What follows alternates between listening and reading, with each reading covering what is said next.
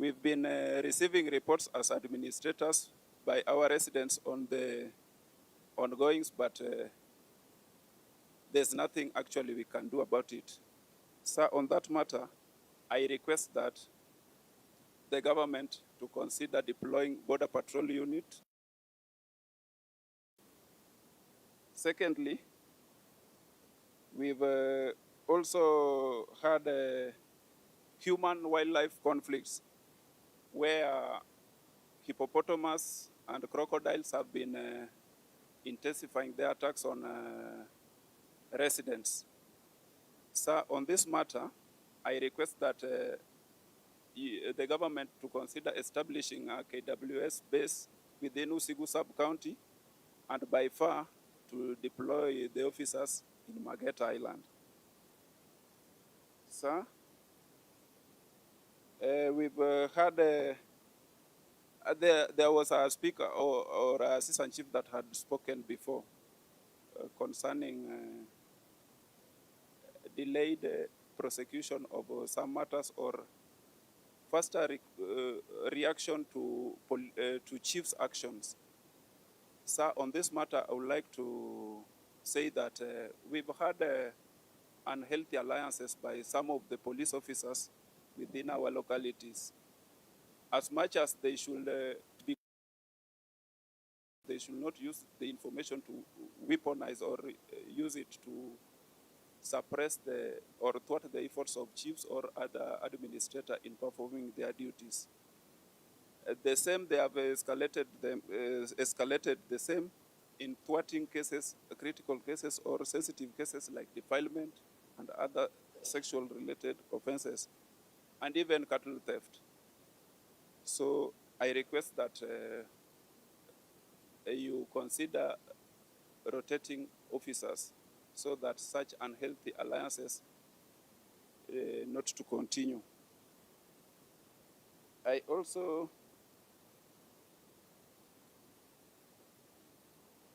request Governor within our midst, I request that the health department consider deploying veterinary officers or agricultural officers within Mageta.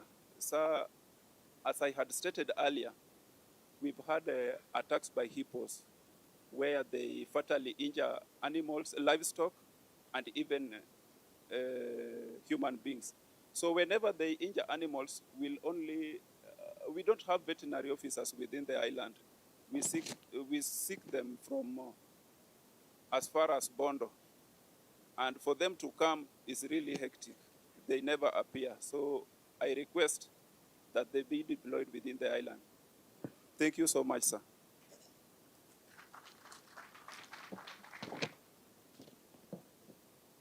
Thank you, sir, for allowing those chiefs to speak out their concerns.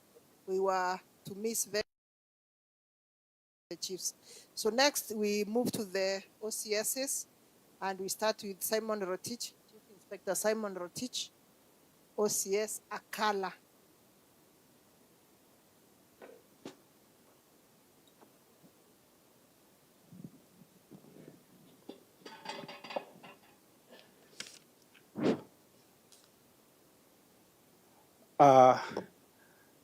Our chief guest, Sir Honorable Onesimus Kipchumba Murkomen, EGH, Cabinet Secretary for Interior and National Coordination, our Governor, His Excellency,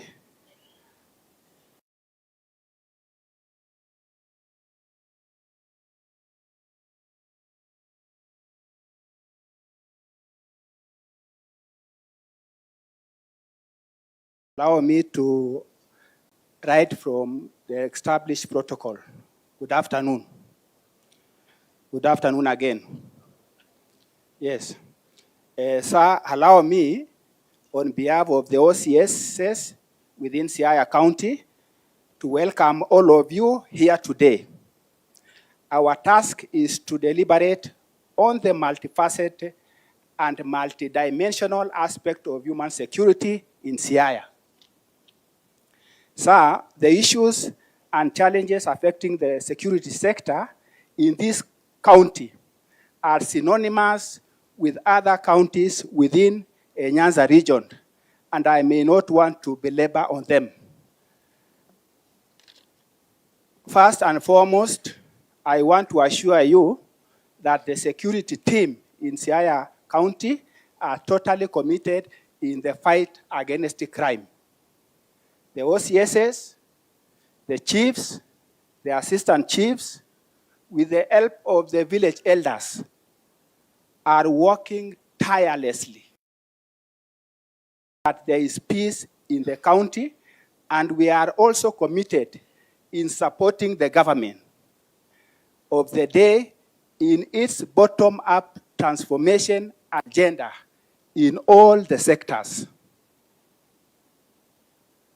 Equally, as the OCSs within Siaya County, we are alive to the fact that police stations are supposed to be the center of excellence in service delivery to the people we serve. However, there are issues that are there, and our chief guest, let me respond to an issue that has come up from the assistant chief. There is this case of Assistant Chief Maero. This is a case where it happened in my area, and by all standard of measure, we follow the procedure investigating that case. And that case, according to us, we investigated and found that there was no substantive matter to all the OCS. Na mimi nimeshangaa hata hawakusema OCS amesuia hiyo kesi hata ijaenda mbele. So hiyo kesi naijua, and that case is, hata saa hii vile naongea waziri, there is a complaint against me. Kuna mtu ameandika, not even the complainant, there is a person there. Ameandika kwa DIG, ameandika kwa IG, ameandika kwa IPOA, ameandika kwa EACC on the same case. That mimi ati mimi natembea na sijui nakaa na hawa, and I don't know them. So I want to remain very clear that we are going to stand with the chief. Na hiyo mtu alipowekwa pingu alitoroka akalala msituni. Only to resurface the following day. Ikatolewa pingu, akakuja station, in the normal way we investigated, tukampa P3 akajaza. The worrying issue is that anasema ati alikwenda ICU 5 days. 5 days. Na P3 inasema harm. How can you go to an ICU and the P3 says harm? That cannot be practical. So for that case, I know ukisikia nimeenda transfer, hiyo complaint sasa ndio hiyo ilienda huko. Yes, I'm saying the truth. Iende kwa DIG. In fact, this person is very malicious, and address Mr. Langat, Mr. Kanja, and address huyu wa EACC, Abdullahi or something like that, and address hiyo yote.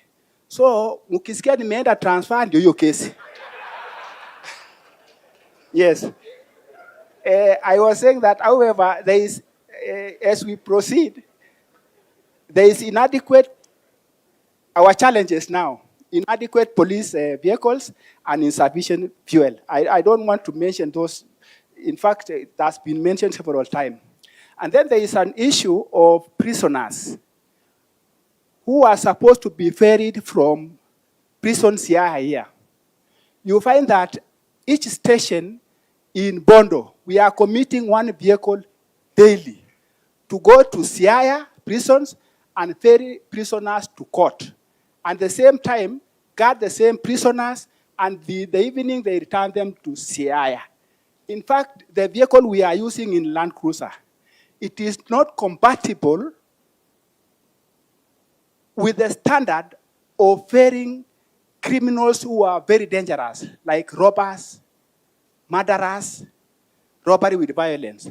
I think we need to allow that prisons do their work, kulikuwa na gari zile basi ya Mudi ya Wari, sijui kama wako naye. Wacha Mariamu, kuna bus which has been designed to have a compartment of security and compartment of the remandees. So we are requesting that prison to undertake that duty. They go to court, they process, they return them. If that is not working, then let a vehicle be stationed at these courts, let's say Bondo, to ferry those prisoners as we use the motor vehicle at the station. Because like tomorrow, my vehicle will be at Bondo the whole day. Nothing will happen in my station. So those are the things we are trying to pass on. There is this challenge of borders. We are also requesting, kama tunaweza pata motorbike, wakiingia vichochoro, tunaingia na wao.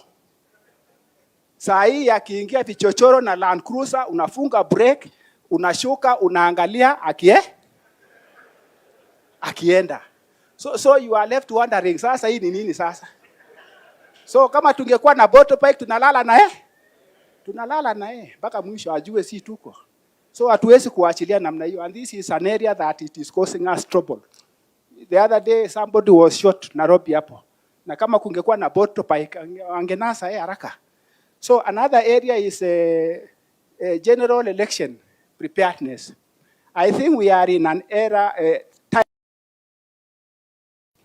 and we need these officers to be prepared adequately so that we don't run into 2007, where we did our best, but our best did not favor us. We were in the receiving end. So we require that these trainings, ikuje tu mapema. Tuangalie, tujipange, wakati wa election, tuko imara, na tushikilie hapo. And of course, adequate supply of riot control equipment. Yeah, there is another area of refresher courses. For those who know refresher courses, it used to be called smartening. Officer akiwa station ameanza kuregea namna hiyo course ikiingia, hata saa zingine yeye anajua mwenyewe ataenda hiyo course. Hiyo course ikiingia, tunamdunga anaenda miezi 2, akirudi amenyoroka. So tuna request those refresher courses, and then instead of going to Kiganjo, let it be cascaded now to the regions. We have regions, PT, they remain functional. Right now, I think they are dormant, completely. Wale wanakaa saa hii kule, ukikuta mtu wako karibu na Kitale huko, saa hii analima shamba. Anavuna mahindi, anabeba, anako PTC.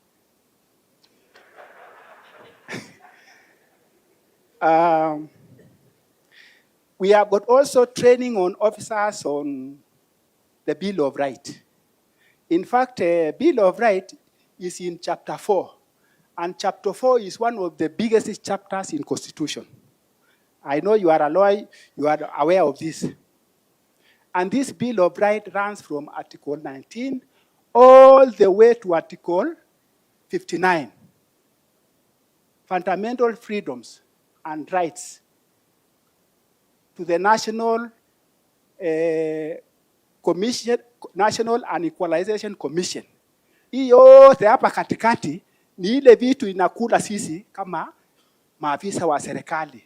Iwe ni chief, iwe ni polisi, ndio inatugonga. Those articles inatugonga. Ukiangalia like Article 37, matters to do with assembly, demonstration, picketing, and petition. How to handle these people, we need to be trained more often than not. Article 34. Article 25, rights that may not be limited. We need to know this thing. Right to privacy, Article 31. Right of the media. Somebody talked of media in, I think it is Kisii, that the media is all over us. Of course, they will be all over us when you are doing the wrong thing. And for the news to be news is when you do the wrong thing. When you do the right thing, there is no news for those people. I'm telling you. Today, a dog bites you. It is not news. But try to attempt to bite a dog. tomorrow you will be in a headline. I'm telling you the truth. So we need to be taught about these things. Yes. So that freedom of the media is very important. As well as chapter 6, leadership of integrity. I know time is running, but will allow me some minute. A lack of necessary equipment and stationaries and supply of stationaries and equipment. We also request for internet. We do not have. We are sure that CCTV will be coming soon. And then there is another issue of control room. Control room to be brought to county level, so that in the county level we have control room similar. It cannot be that one of IC3, that is Integrated Command Center in Nairobi, at least where coordination of activities shall. So that one will be assist us. Another issue as time goes is a problem communication between the criminal justice system and the advice from the ODPP to the members of the public. We have been having a problem. Mtu akishikwa, ukipeleka kwa ODPP, anasema release na cash bail ama free bond. Ukija station, naambia wapi cash bail, anasema ana. Unampa free bond. Huyo mtu anaenda akiendaga. And we've tried to get the miscellaneous. Wanasema it is not applicable for lesser offenses. Si kidogo kidogo kama chang'aa namna hii, ama bangi. We release persons with bangi, simply because we do not have report from the government chemist. As I rush, there is what is called police driving permit. We request that police OCSs wapewe driving license.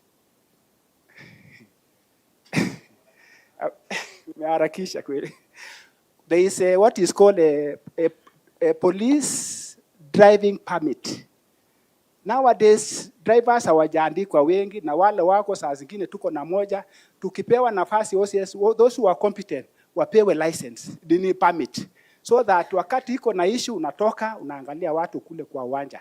Unaangalia wanaendelea namna gani. So that the issues we think can be done. And for wale wako competent, sasa kama una license, usianze kusema hata we upewe. So that one cannot happen. There is a very important issue here. Introduce competition for the best police station in Kenya. According to the Press Information Bureau in India, the government of India selects the best performing police station across the country every year to insensitize an effective functioning of a police station and bring health competition among them. We request that you consider introducing this one. Tuwe tukiona tu police station mzuri top 10 mwaka huu ni gani? Wengine waanze kuperform well. And then parameters has to be introduced. Ile station mzuri sana imejengwa mzuri isiaini wale hawajajengwa sana. There is also a public mistrust and pressure kwa police. There is a blanket condemnation in police on corruption.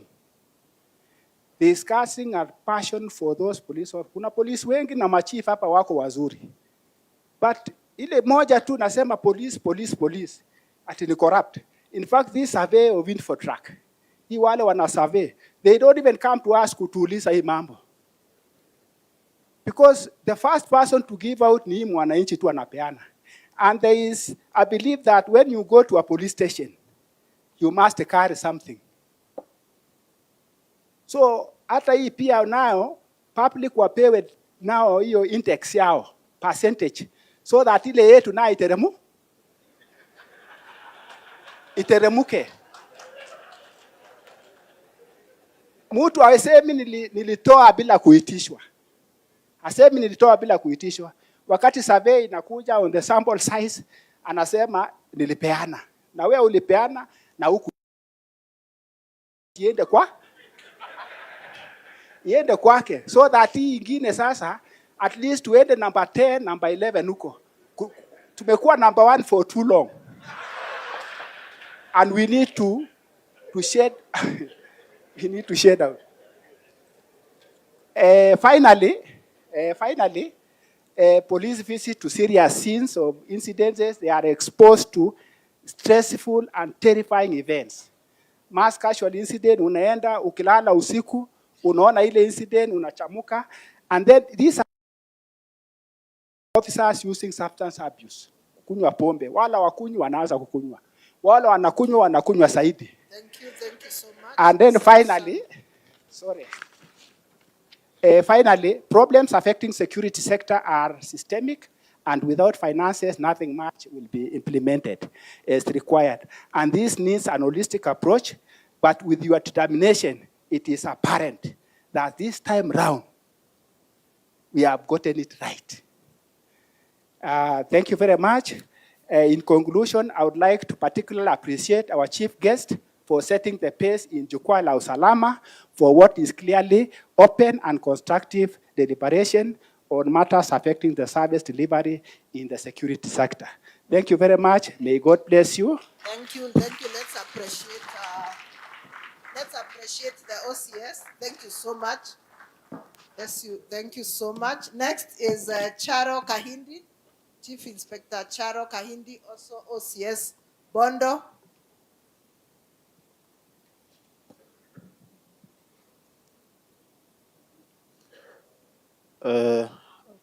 Our CSR,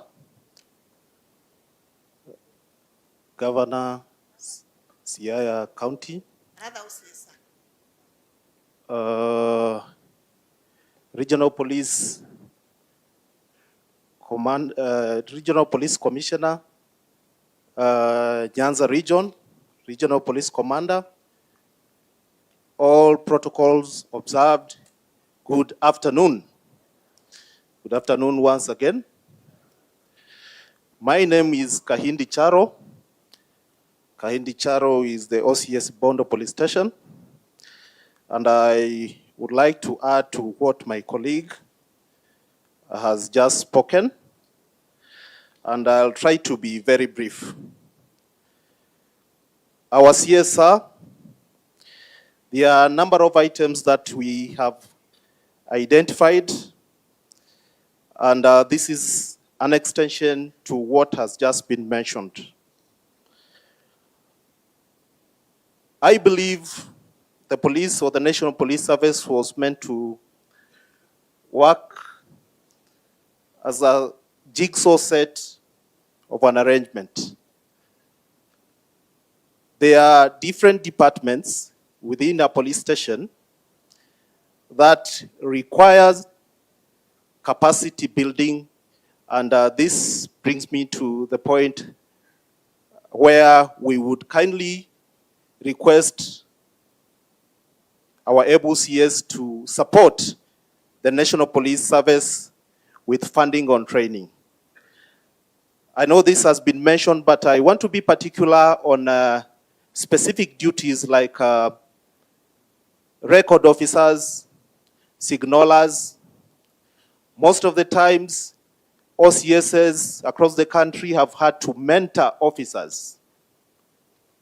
And the mentorship has been there for so long, and I believe we even have a signal training school. I think it's in South Sea, around there. We request that if conditions allow, you may support us so that we may have officers who have the prerequisite skills to undertake the duties in respective police station. Again, there are these utility vehicles. The other day, I was reading in the media that, not even in the media, there was a police communication that set out the rates that towed vehicles are supposed to pay. The vehicles that are normally towed from some particular places to the station. It is difficult for us to implement because private businesses, these towing vehicles are owned by individuals. And at times, they may end up placing some exorbitant rates. I may request that I don't think it's impossible for the National Ministry to have at least one breakdown vehicle in every county. That way, if an OCS has an issue and a vehicle needs to be towed, it is easier and efficient for that assignment to be done. And we can retain the same rates and the same be paid through the eCitizen account. Again, our able CS, I want to mention that on the ground, we are receiving a lot of support from other departments of the government. I'll give an example. We are in the business of dealing with criminals. And at times, the present day criminal is evolving into, let me say, very smart beings. You realize that somebody has committed a robbery in Bondo, and this person identifies himself as Kamau. He goes to commit another robbery in Siaya. He calls himself Kazungu. Maybe goes to Kisumu, commits another robbery. He calls himself a different name. At times, this can be a challenge when we are trying to profile, and I want to mention that we are very grateful for the people from the civil registration, because most of the times we've wanted to clarify details, they have given us that support. But maybe that was unofficial. I may wish that you continue to encourage them to continue to work with us. The security committees within their respective area, so that we are able to profile people appropriately. Again,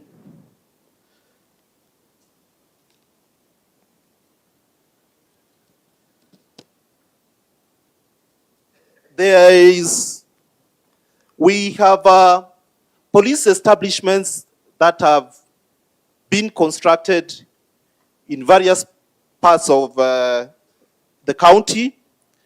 And I want to single out Nango Police Station, a very beautiful police station that was constructed by the area P. Nango Police Station would be of service to the residents of Nango and the islands that are currently not policed.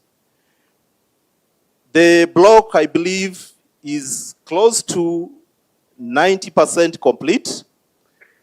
We would wish that Nango Police Station, and I've also been briefed of Ndira Police Station, be gazetted, so that within our establishment we can deploy officers there to continue with serving the public.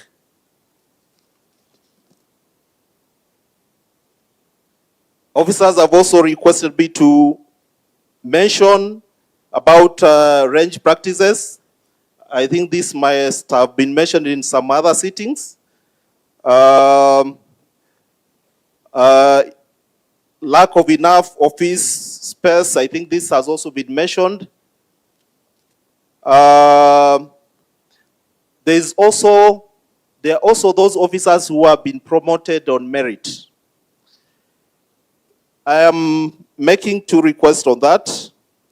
Sometimes, if you promote a constable and you let that constable work within the same environment, sometimes they do not get the respect they deserve from their colleagues who are at the same rank with them.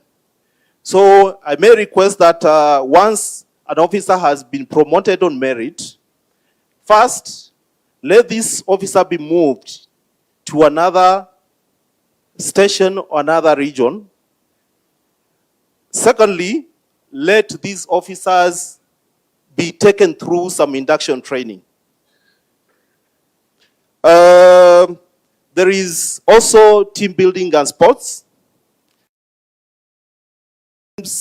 Back, I think we used to have regular sports and competition events.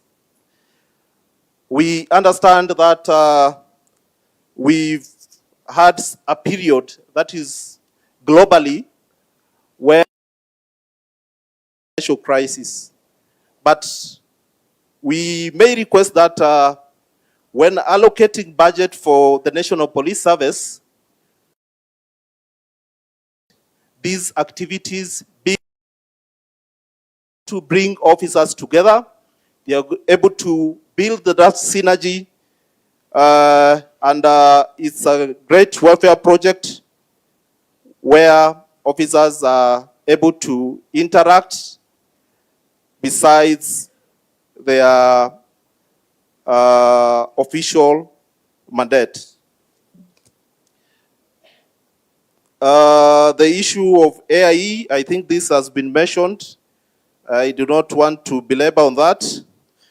The issue of illicit brews and bang, it has also been mentioned. I may not wish to repeat. There's another issue. I may not want to go deep into it. I was asked to talk about the disco matangas and these replica uniforms. But let me speak on replica uniforms. There has been a tendency where we find members of the public donning replica security uniforms. At times we have a challenge when we arrest these people, because the moment we arrest them to court, we are asked to produce some authority to confirm that indeed this replica uniform belongs to a certain service. But sir, I may wish to say this. For the safety and security of the areas that we are responsible, I think we need to make a statement on this, because you may find that these replica uniforms are being misused by some of our people. They may go to the Chang'an dens to collect some tokens, and the message down there, they are saying, we saw police officers in uniform collecting tokens at a particular place. The worst of it, sometimes these people waylay members of the public along the road. Somebody is told by someone who is donning a replica police uniform, a replica KDF uniform, a replica forest uniform. A member of the public may not be able to differentiate between whether this is the right uniform for security officers or not. So I think we may need a statement, to make a statement on that. The other one is hardship allowances. I may not want to talk much on that. That was a request from officers from Siaya. And then there's a personal request that has been passed to me. And I may not wish to let the officer down. There's an officer who has requested if he could be moved to another county. He's an inspector, and he's served in Siaya, I think, for 7 years. I don't know whether he's here with us. Ruben? Siaya? So at least I've passed that message. Thank you so much, sir, and welcome back again. God bless you. Thank you so much, Mr. Kahindi. Pigieni makofi tafadhali. So with your permission, sir, we move now to the category of ACCs, and we start with Mr. Vincent Keno from Rarieda. Next will be Anne Ojuado.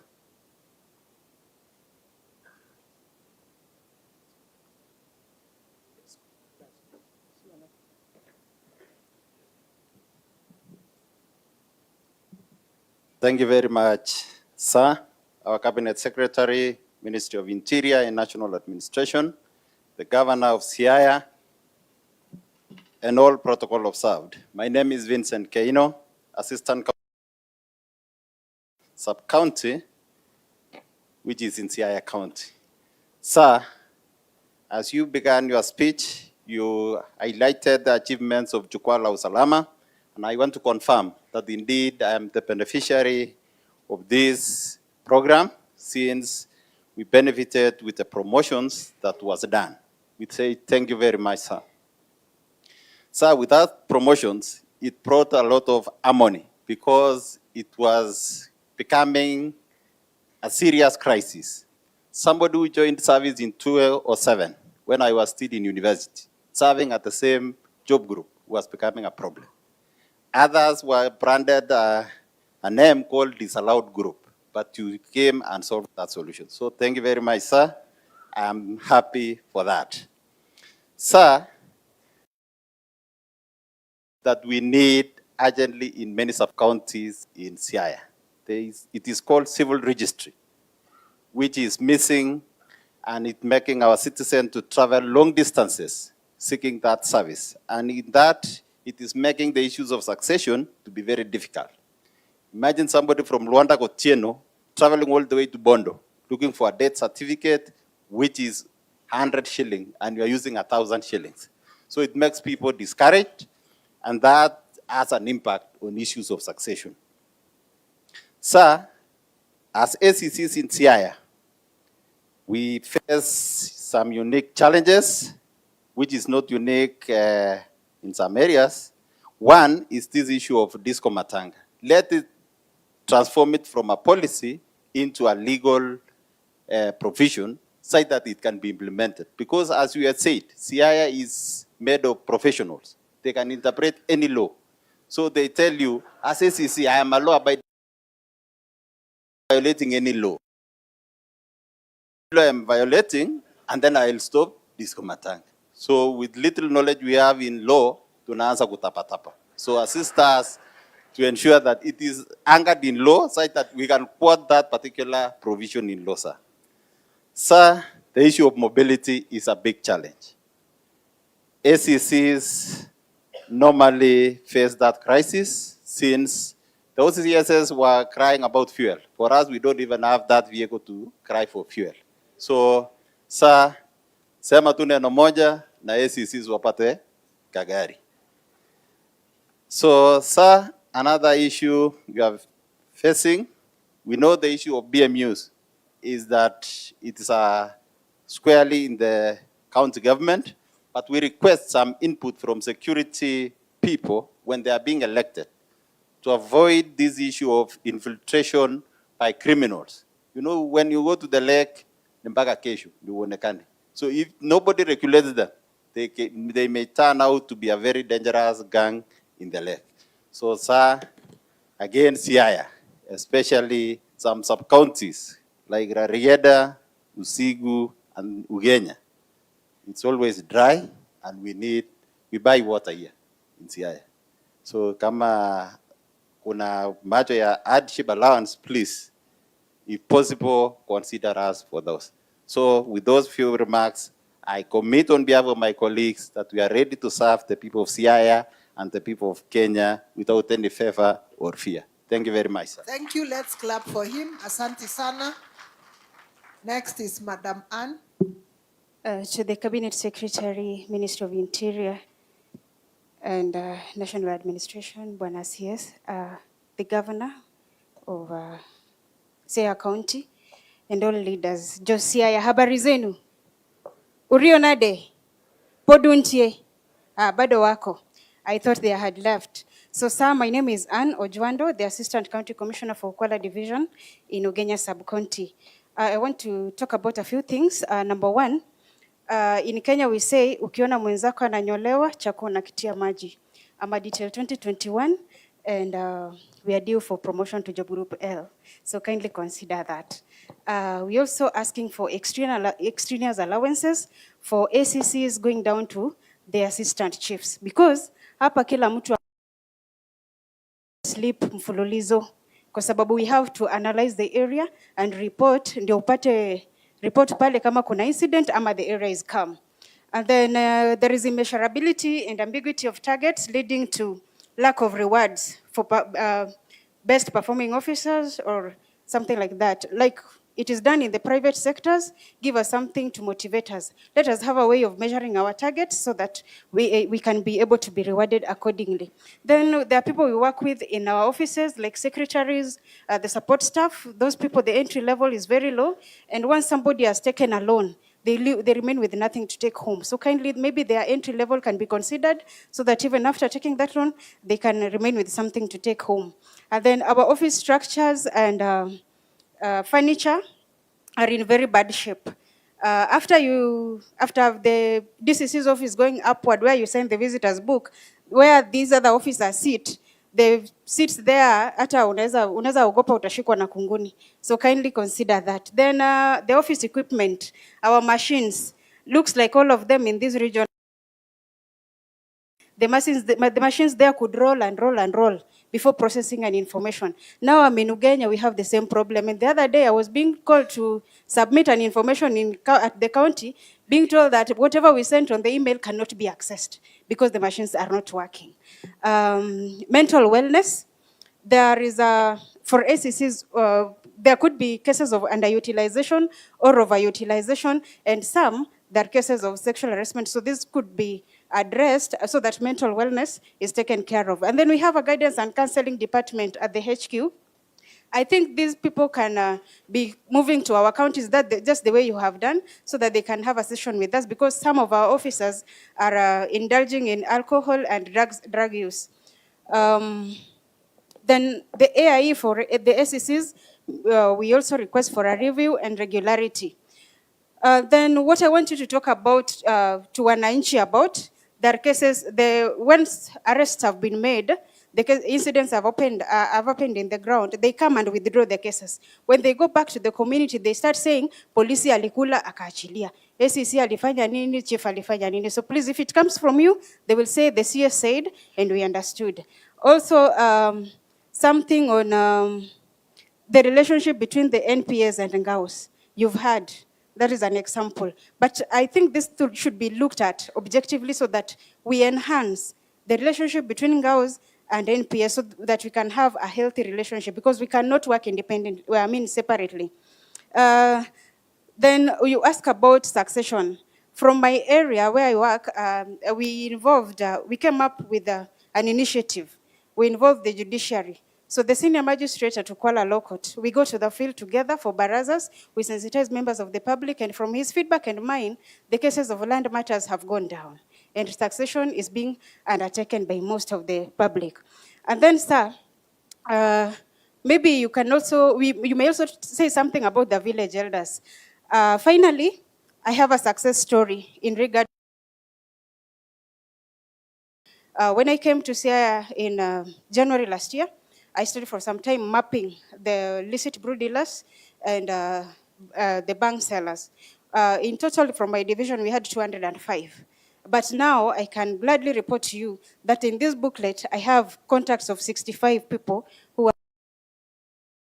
In this regard, also there are women who have formed a group which they've used to borrow government loans, and they're doing well. So they asked me, now that I'm meeting with you, to invite you as a friend and request you on their behalf that you may collaborate with other people as their friend to support with the tent and chairs for their trades. Thank you, sir.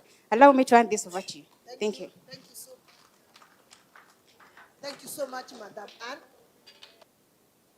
So Madam Anne mentioned the harassment in the passing.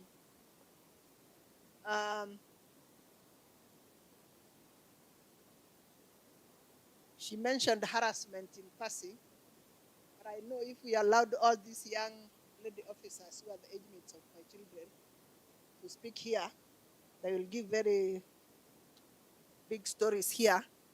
So that's a matter that needs attention. It's not a matter that should be mentioned in passing. So next is the base commander, Mr. Simon Nyandusi. Just kidogo tu.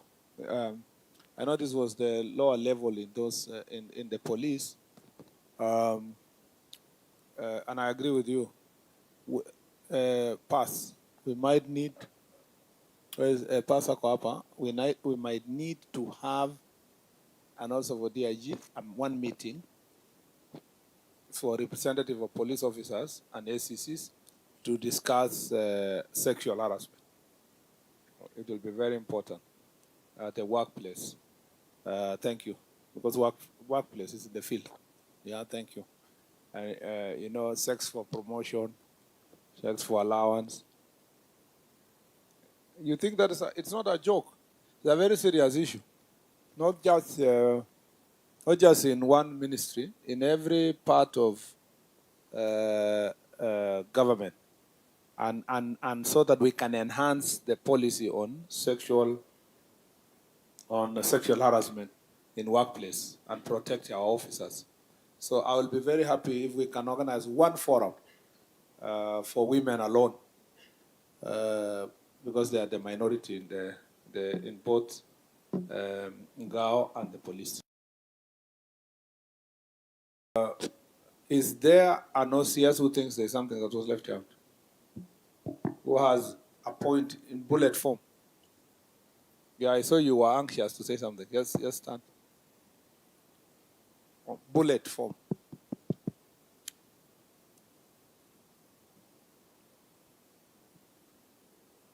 Our CS, Honorable Onesimus Murkomen. Wachana na nini protocol. Jina you, sir. tu na your station and I'm represent. Inspector Kipruto from OCS Sidindi.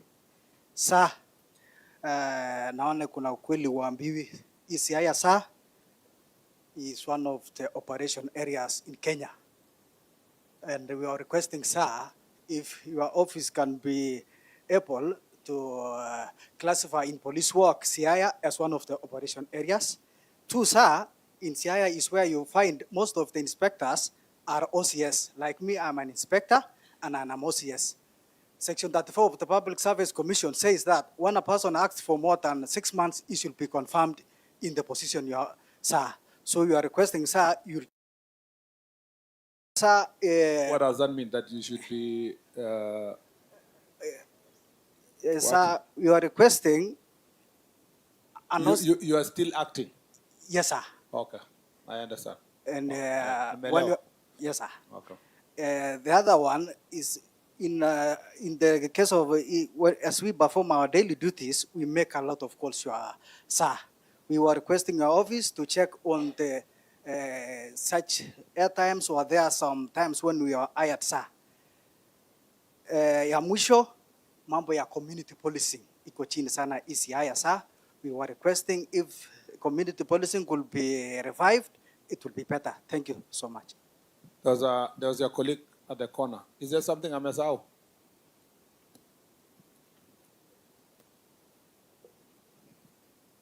Good evening, sir. My name is Dixon Anyona. I'm the Deputy OCS, Wagai Police Station. I have 3 issues. One, I would like to talk about political interference. And let me point out the bouncers. In fact, you might find MCA has got bouncers on the ground, probably the senator or any other political class. You fear saying the governor? No.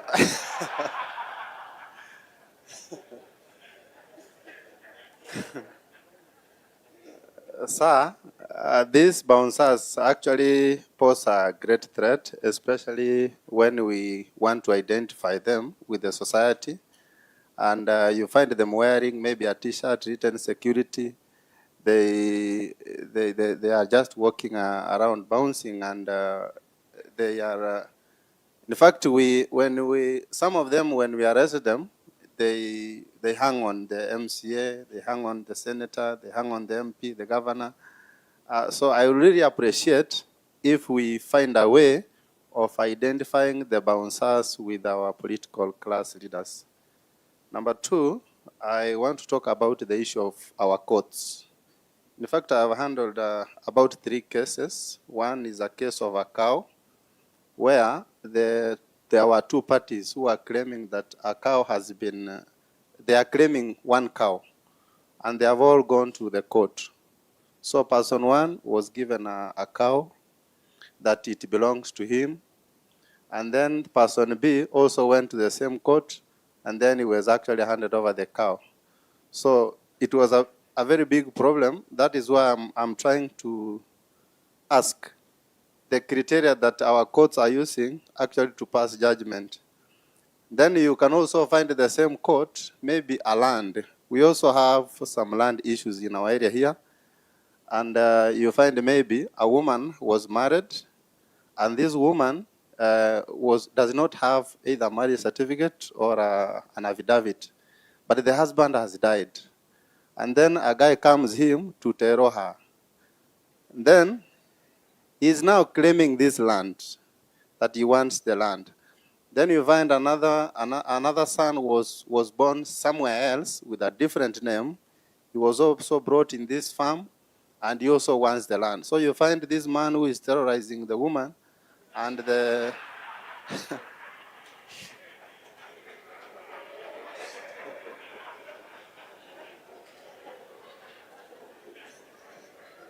So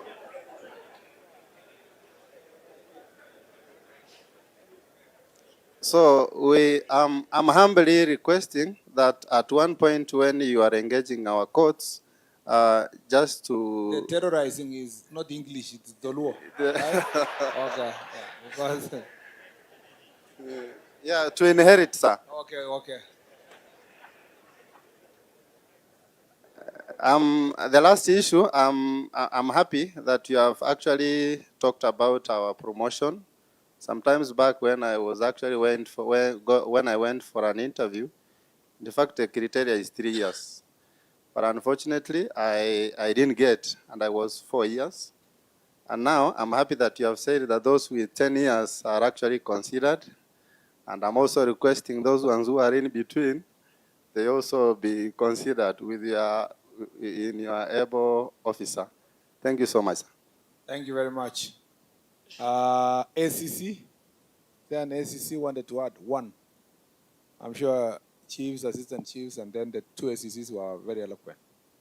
I think the ACCs are very few, so that's why they don't want to add anything. Thank you very much. Asante sana.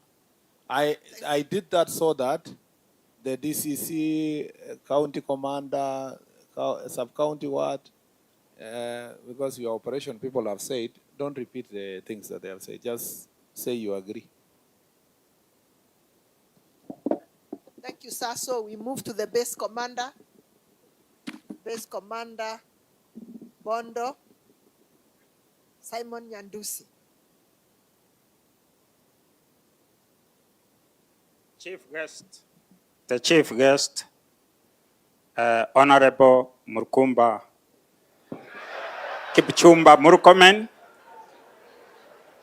and all protocols observed. I'm sorry for that. I salute by saying I'm Chambo. Sir, allow me to use about 4 minutes to patrol through the traffic operations, 2 minutes within Siaya County. And I will start with that Siaya County has got 3 bases. That is Ugunja traffic base, which is serving 2 sub-counties. That is Ugunja and Ugenya. Then we have got another base, Siaya traffic base, which is serving 2 counties, namely Siaya and again Yala. The last one, sir, is Bondo traffic base, where I'm the base commander, and I'm privileged to serve 4 sub-counties.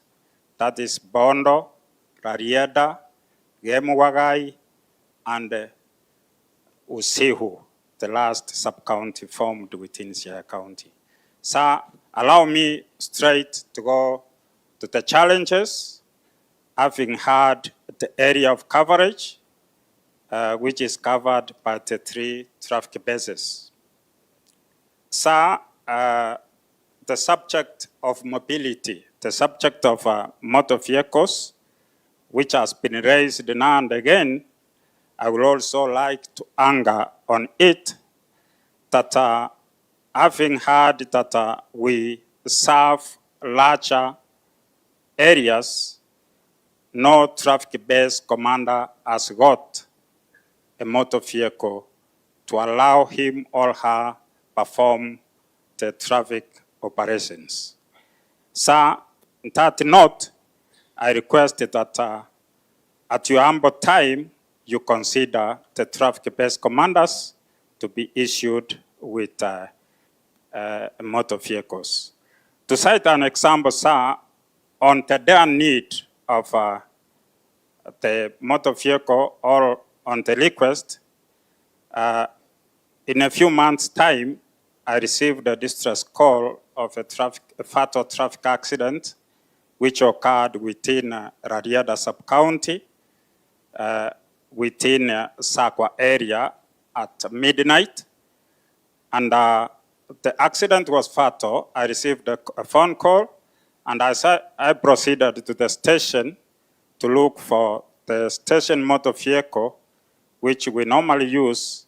I found that the vehicle had gone to visit the scene of robbery with violence. It took me time till the caller called me again and said, Bwana Base Commander, kwani ulikuwa unakuja kwa mguu ama hiyo gari yako inakuja na reverse? So it was quite an embarrassment. I had to call that call at the following day and told him that we have got a challenge in terms of mobility, and he had to agree after a long explanation. Sir, the next challenge we are having is stationary and office equipment. Sir, we rarely receive stationary, bearing in mind that the traffic department is engaged to performing duties of various investigations, matters, accident, and it takes us an extra mile to use our coins to purchase stationery like statement papers, so that we can record statement from the accident victims and the witnesses, so that we can process the files for further action. So on matters equipment, we are also requesting that our officers be equipped with computers, bearing in mind that we are now in the digital era and we normally receive our instructions through email, and it takes us time to acquire the information in the right time because we don't have the right apparatus. It takes us time to go to the cyber, and in the cyber we use our own resources so that we can get access and open the email, and in most cases the information is at times left at the cyber business premises and might be misused.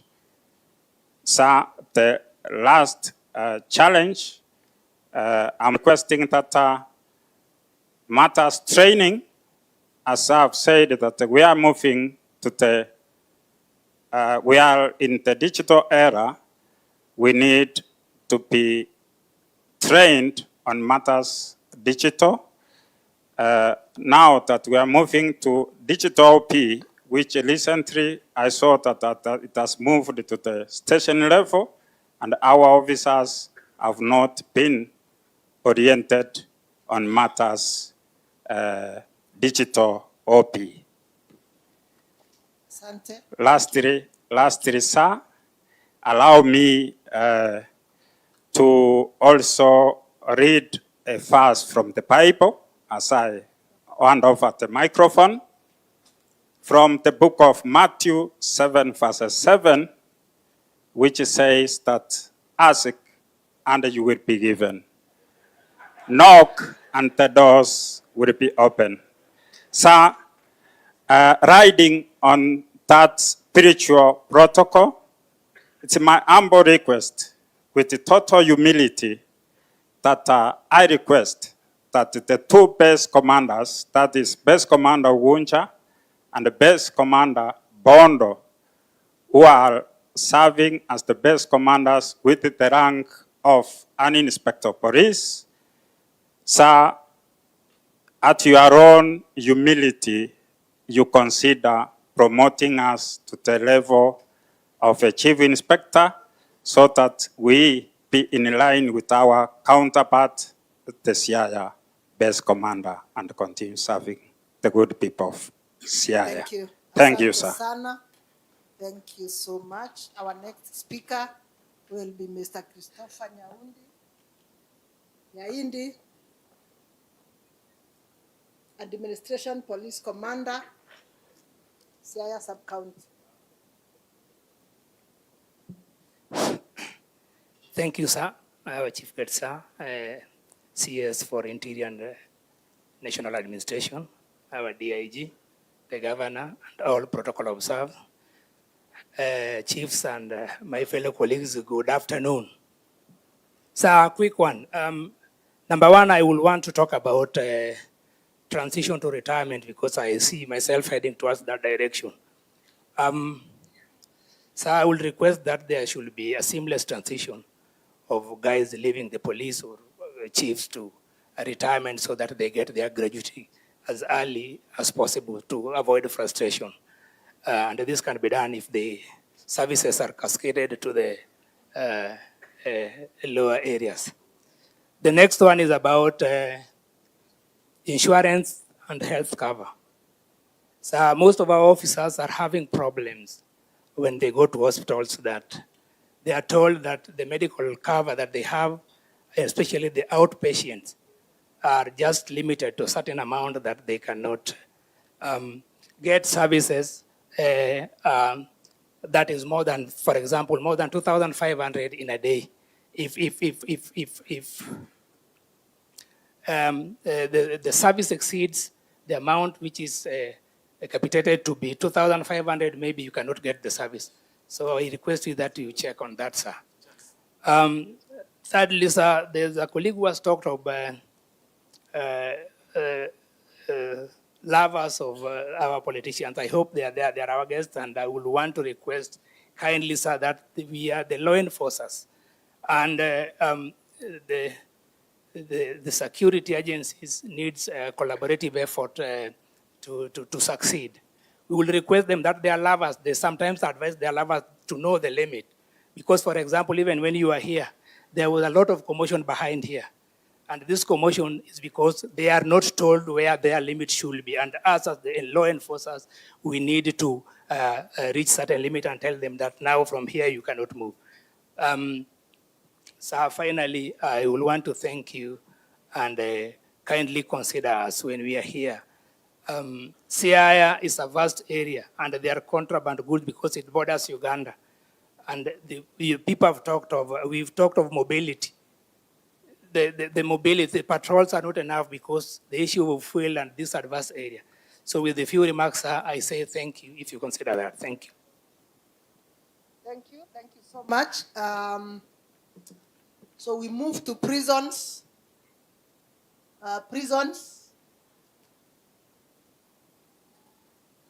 Mr. Agesa, karibu.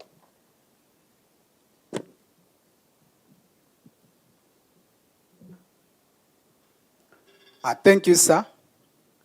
My name is Philemon Agesa, Mwale, Inspector, and I have this honor to be before you.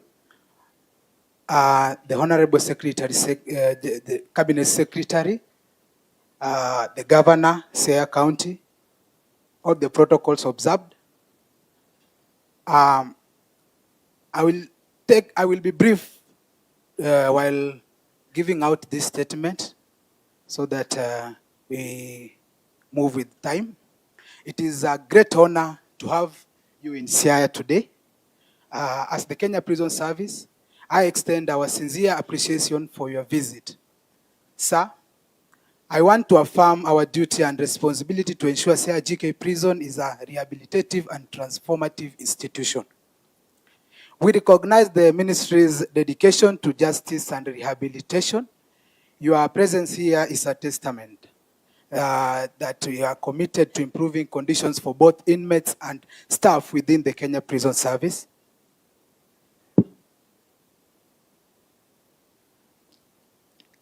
Sir, I will be specific.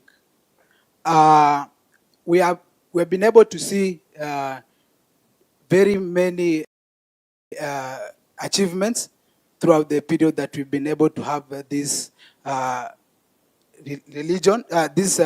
period.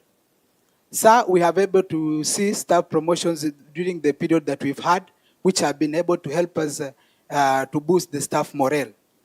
I will not labor on that because because we are under the same roof and the promotions are all through the with the National Police Service. Sir, we are also grateful for the regular uniforms that we have seen over the past 2 years, both inmates and staff. They have been well uniformed. We commend a better working environment that we have seen throughout this period through the promotion of mental health among officers and inmates. We have professionals who have been promoting mental health to both inmates and prison staff, and we are really grateful. Sir, there has been a deployment of many professionals, both in the health and agricultural sector, as we try to improve the prison enterprises. That is highly recommended. However, sir, we have several challenges, being that we are the only prison within Siaya County. We are faced with many challenges. We receive inmates from all the 5 sub-counties. Siaya County, as vast as it is, we receive prisoners from all those places. We have 5 courts that we receive inmates from. We receive inmates of all categories. All categories of inmates, we contain them at Siaya Prison facility. However, there is congestion that has really affected many of the prisoners in the institution. Remember that it is the only institution, so we are highly congested. We have only few blocks, and we could request humbly for additional blocks so that we can be able to cure this problem of congestion, because there is strain on resources. Sanitation keeping becomes a problem in the institution. Sir, infrastructure is also a very big challenge in our prison. The number of blocks we have are less, but also we don't have a perimeter wall. We have different categories, as I earlier stated, of prisoners. Yes, so the prison requires a perimeter wall to help us so that security can be enhanced. Thank you, sir. Also, we humbly request for housing, improved housing in the institution. We also pledge for transport vehicles. Sir, given that we are transporting inmates throughout the county and the number of courts, the vehicle that we have does not make it possible.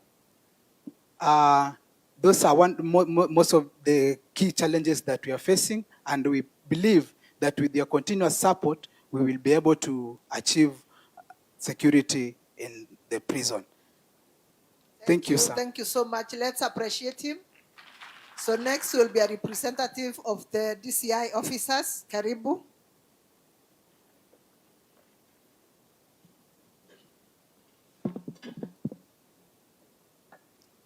our CS, Honorable Murkomen, our Governor, Siaya, Honorable Rengo, our DIG, and all other protocol observed. Good evening. I'm Ruben Onchoka, the Sub-County Criminal Investigating Officer, Bondo Sub-County, representing the DCI, and I have a narrative. Then I'll say, I'll talk about security matters. Siaya County consists of 80 sub-counties, namely Rarienda. Yeah, yes, okay. Let's go to the security matters. The following are areas of concern.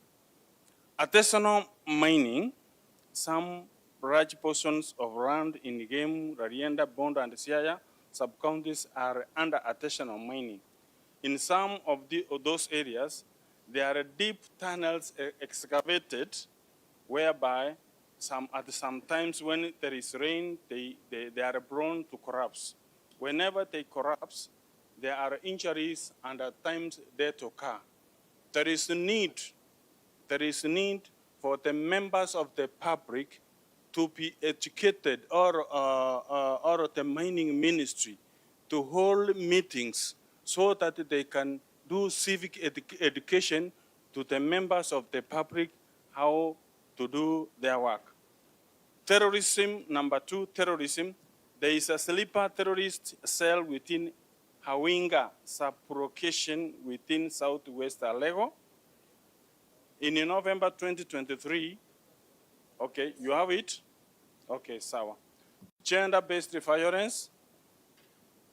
The county has its share of gender-based cases.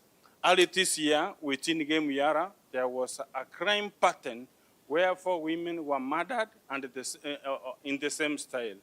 Investigations were done, and the suspect identified as Charles Onyango, Araya Square, was apprehended, and the members of the public rescued him and subjected him into mob justice.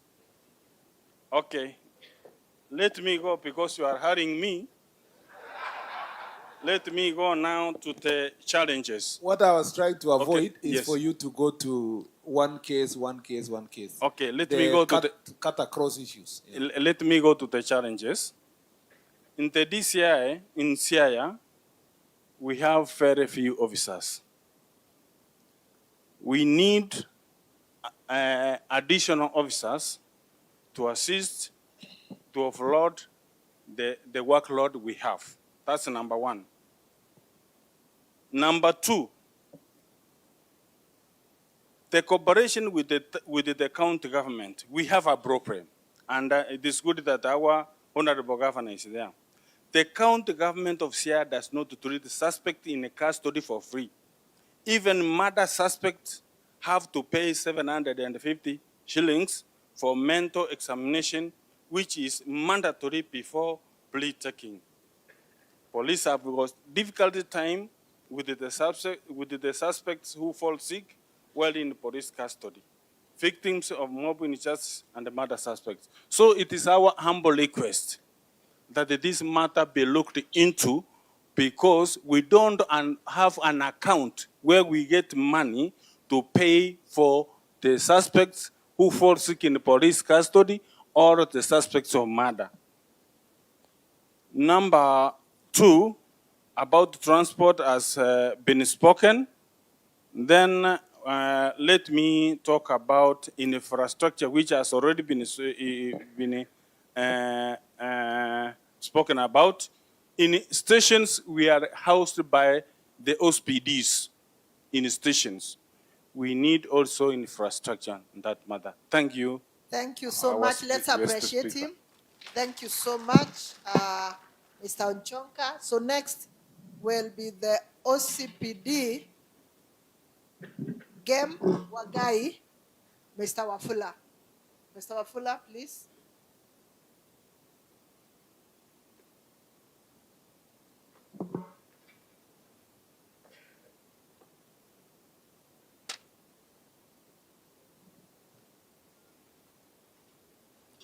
Thank you very much, sir.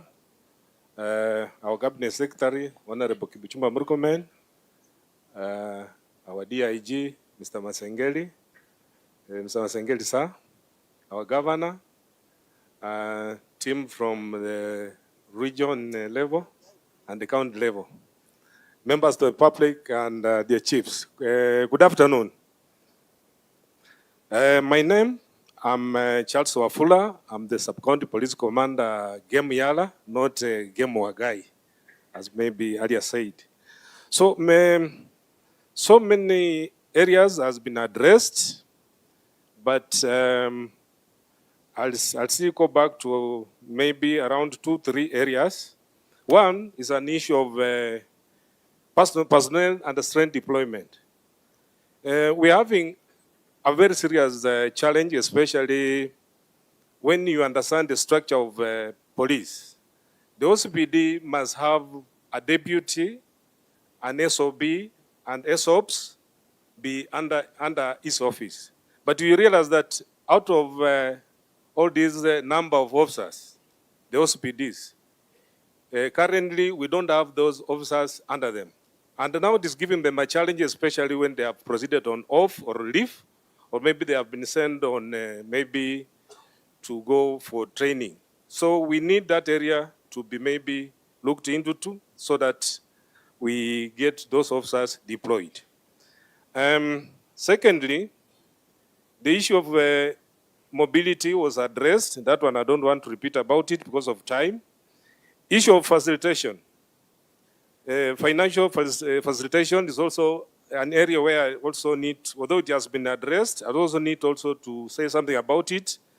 Previously, we used to have confidential allowances for maybe OCPDs and OCS.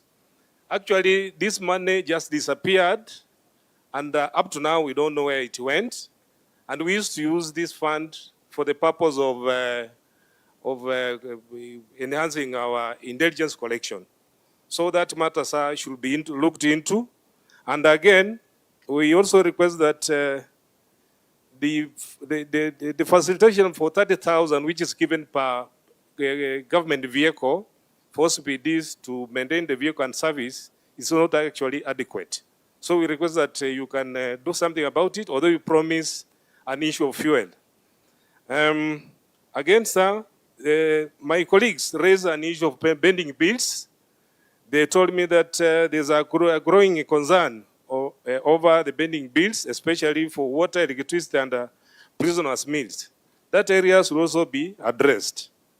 Then issue of police station building, some of them are in a very dilapidated situation. So we recently received some information through the police channel, whereby we were supposed to submit some pictorial evidence concerning the buildings. But so far, this is the second time they have done it, but likewise, we have not received any feedback. So we believe that, and we trust, that maybe something will be done over the same. Thank you, sir. Another area, sir, our officers have raised a very serious concern, and it's good that our good governor, Ms. Orengo, is around. These concerns about the treatment of prisoners. At times here in Siaya, it's a trend whereby most of our suspects are subject to mob injustice. And once these people have been picked by the police, it's the responsibility of the police to ensure that these people are taken to hospital. But once we go to the hospital, we find out that the hospital administration is not ready to treat this person. So it's a dilemma to police officers.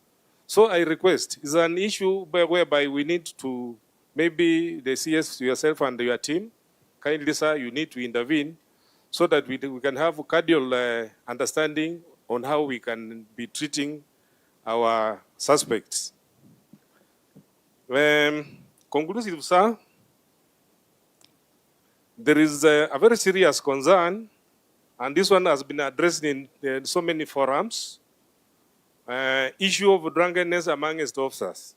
And this one, sir, I think we have come up with a very good solution over this matter, whereby drunken officers remain a growing challenge within the service, despite rehabilitation effort by the government. So, sir, we decided to advise the National Police Service to adopt a structured compulsory rehabilitation program to run for at least 3 months within our training facility, so that all officers, regardless of their rank, our chief inspector, our what, so long as is Mlevi, should undergo the program together with all officers.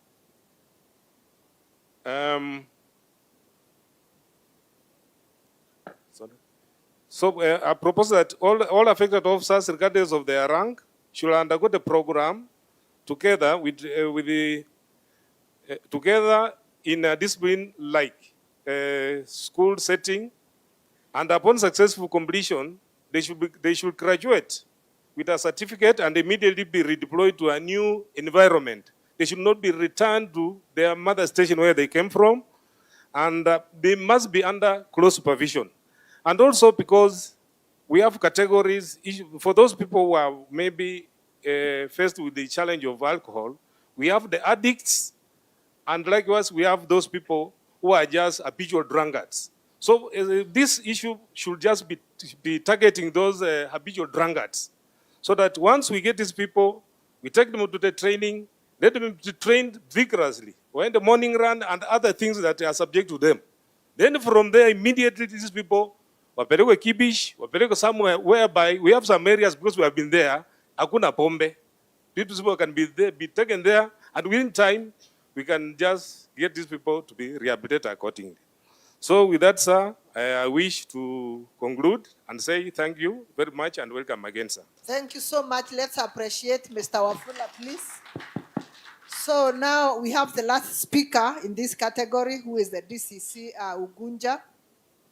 But as he comes, sir, the administration police have a memorandum that they would like to present to you. And I request the person who has been charged with that responsibility to present the memorandum to you.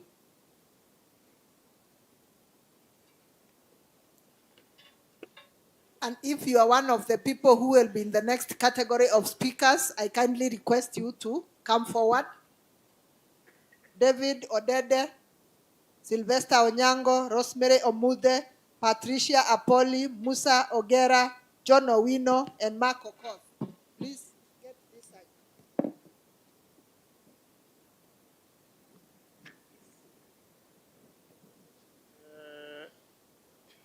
To the Cabinet Secretary, sir, the Governor of Siaya County, all the levels of security teams from Nairobi up to the sub-counties. Good afternoon. Muriaga, Chamge, Oimore Uru, Biore. My name is James Alodo, Deputy County Commissioner of Ugunja Sub-County. On my own behalf, may I take the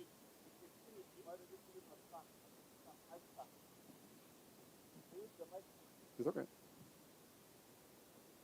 May I take this opportunity to register our appreciation for the ongoing Jukwaa La Usalama program, which indeed is a refreshing exercise and which history will record and cement as your lasting and sustainable legacy in the management of especially security affairs of the country, as well as coordination of government business generally.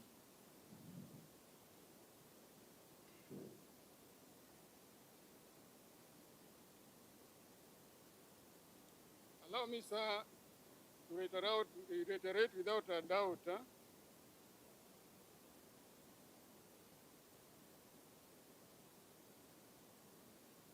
Allow me, sir, to reiterate without a doubt that the sub-county security teams remain focused and committed to duty and efficient and effective service delivery to wananchi in line with the dictates of the new dispensation as embodied in the Constitution 2010 and bottom-up transformation agenda of the government, in bracket better.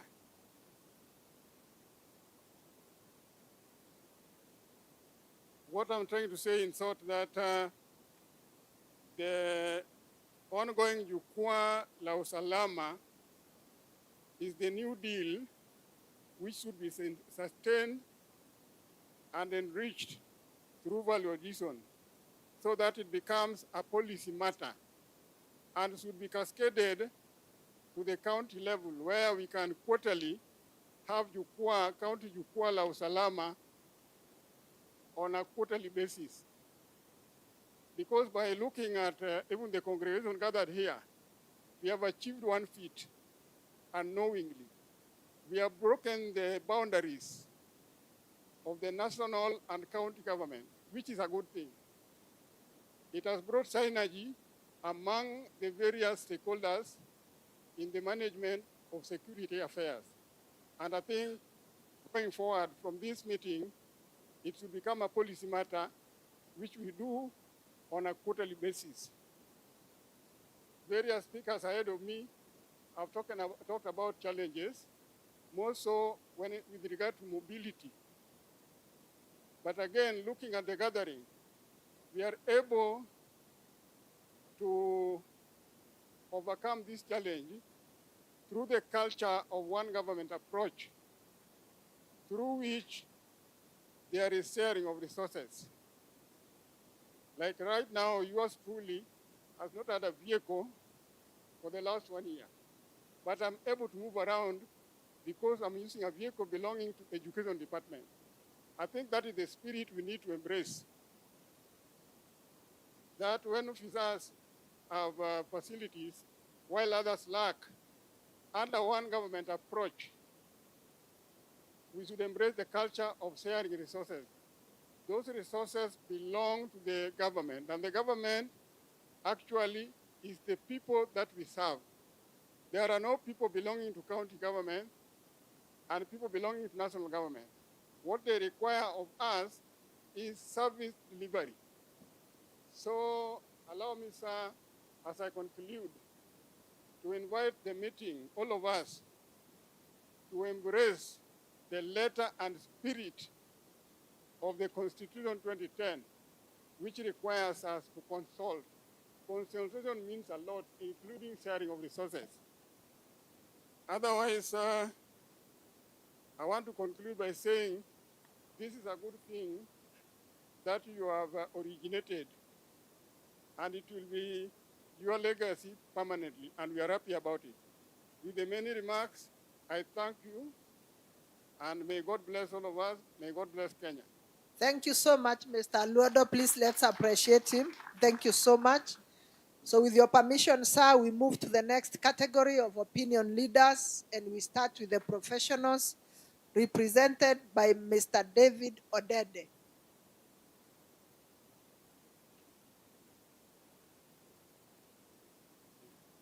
All protocols are served. I'm Dr. David Oremo, and I'm coming in from the Acacia Community Development Group. Acacia Community Development Group is a CDO based in Bondo, and we are keen on climate change governance. Sir, as you know, we are talking about security in this place. The biggest problem is in idleness, and solution to idleness is governance. And I'm happy that Governor Orengo is here and Speaker Okoda is here. This speech is basically about a petition that is lying at the county assembly. It's been lying there for the last 9 months. Basically, we need to access climate change funds, which are already, some of it is already available in Nairobi, but it cannot get down to the grassroots. Why? Because the Climate Change Act for Siaya is not responsive to certain requirements. So we need to do this. Now, the main thing is that we need to transform Siaya from an analog county to a digital county so that it's knowledge-based. Once we got a knowledge-based county, then we'll be able to know what's happening wherever it is. I'm sure right now where the government is sitting, If I ask him where Gulkoyando is and what's happening there, I'm sure he doesn't know. So we need to move from an analog system to digital system. And for that to happen, we've proposed that we enact what's known as the Siaya County Development Authority. This is basically a research, an action research wing that supports the governor in basically carrying out his duties. With that, I think I will end my speech there. The rest of it is written on my presentations here, which I request to give to you. Thank you. So much, Asante sana.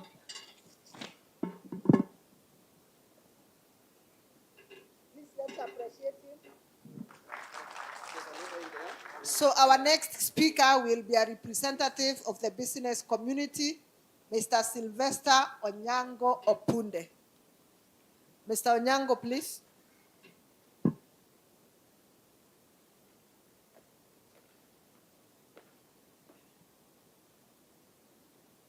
Habari za leo. Kwa majina naitwa Sylvester Onyango Punde. Business niko Ugunja. Kwa hii mkao ambao nimekaa kwa sauti ya Ugunja, CBO, Ugunja Sigombe Sidindi. Neno langu CS yenye naweza kuomba utusaidie kwa upande wa biashara ambao tunafanya. Tuko na shida sana kubwa kwa hii kiwanja ya biashara ambao tunafanya nje. KRA officers. Naomba wakati mnakaa kwa mikao yenyu na panel CS ya business, tunaomba at least walete mkutano karibu na wananchi. Tunapatana na shida sana. All team chief or assistant chief or protocol act, biashara iko na nafasi kubwa sana ya kuchunga nchi. Unaona biashara mingi zinaanguka kulingana na wananchi ambao wamekuwa deployed KRA. Unaweza itwa kwa ofisi ya KRA iko nyuma yetu hapa. Hiyo system hujui chochote ambayo iko ndani. Ukifunguliwa hivi, wewe kitu yenye unaona next ni kikufa. Mimi in person juzi nimeitwa Nairobi, account yangu imeitwa premium business person. Imeondolewa Siaya, imeondolewa Kisumu, imepelekwa Nairobi. Kuingia kwa ofisi napata nimepatiwa bill ya 280 million. Nilipe. Nikalia machozi hakuna mwenye alinipanguzia. Nikaeleza mkuje kwa biashara yangu mvisiting kama hiyo biashara inaweza kuwa na hiyo mkao. Bwana CS, naomba kwa nafasi ambao nimepata leo, naomba ujumbe wangu ufikise. Bwana Governor, naomba milkilio ya wafanyi biashara sauti ya Ugunja CBO ifikie serikali ya juu.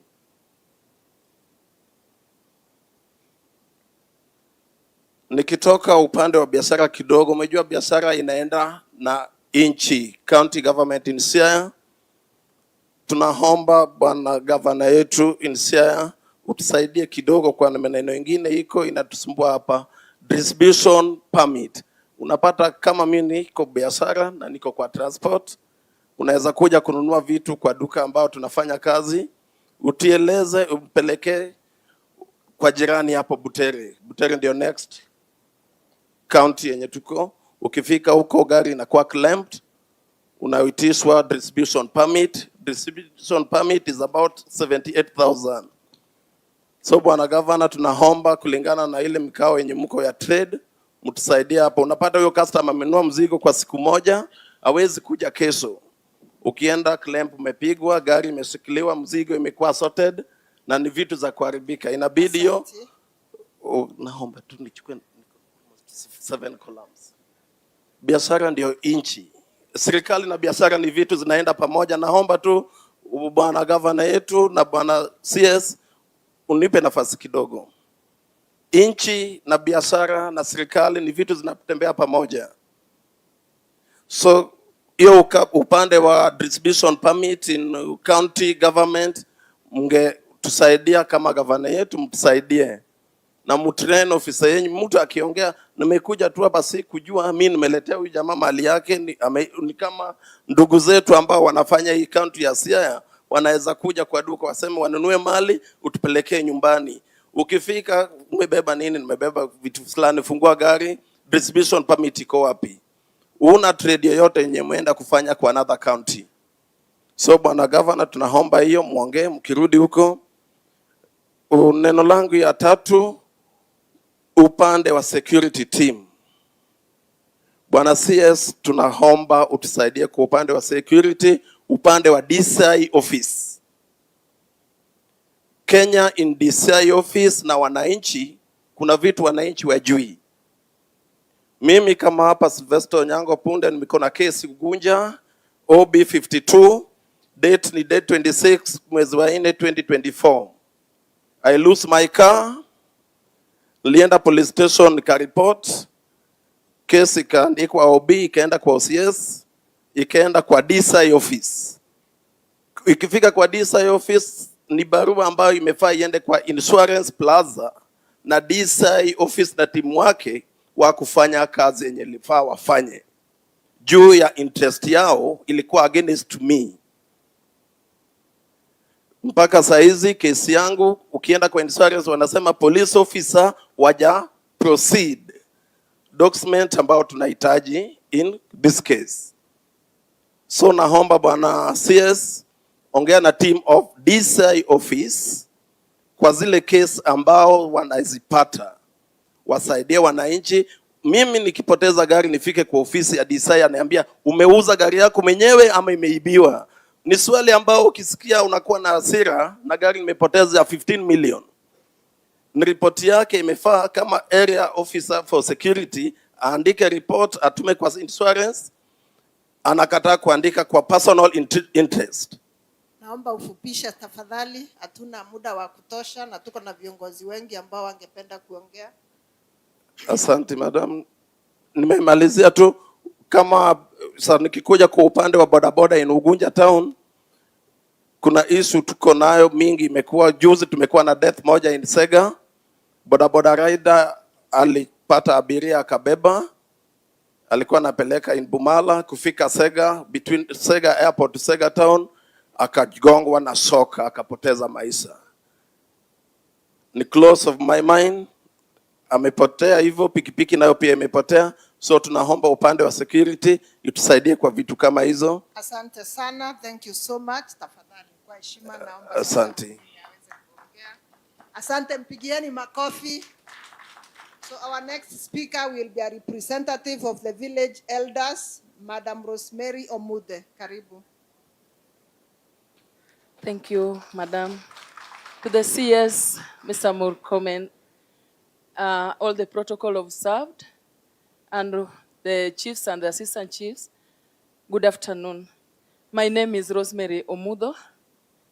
I want to represent the village elders and the community. We have a challenge in the community down there. The village elders, long ago, not very long, you came with a procedure that they are going to be paid. This gave a morale to them and they have been waiting for it. I just request that you implement so that at least we get the community get easier time on reporting to them, and then it goes protocol like that up to where it ends. There is a challenge in the community that people are far from the police stations, people are far from the government offices. So for that, if these administrative units can be implemented very soon, it will help the community. There are community members who never knows even how to talk to the police officer. The language is a barrier. They don't know how the police officer can be approached. So they are afraid of reporting their cases, whatever, whenever they are affected. Even if there is defilement in Alala, haikui reported. There is a special case I have here, not a case as such. There is a police station which was proposed some time back, I don't know, 2014, in our area in the West Ugenya. Remember, we are bordering the Western, just near Uganda, you can go with a bicycle. So this Nyaharwa police station was supposed to be built long time ago, and the parcel is there with the IG's name in the title deed. The land is lying there fallow. This can help the community report their when they are affected anytime. They are walking so far, maybe 10 kilometers, using border with a lot of money. So kindly, if possible, these police stations should be recognized. It's lying idle. The land is lying idle. Road network also is a problem. The community girls problem, especially during rainy season. So they bring reports to the village elders. The village elders also cannot go far. Most of the crimes takes place at night, sana, during rainy seasons. So they know very well the police cannot reach them and anybody else cannot reach them. Even the assistant chief is afraid cannot go because he fears or she fears for their life. They communicate, but the vehicle cannot reach. So the road network also should be looked upon. Thank you so much for coming closer to us, and we are happy. Thank you. Asante sana, mpigieni makofi tafadhali. So our next speaker will be a representative of women leaders. Anaitwa Patricia Apoli, karibu sana.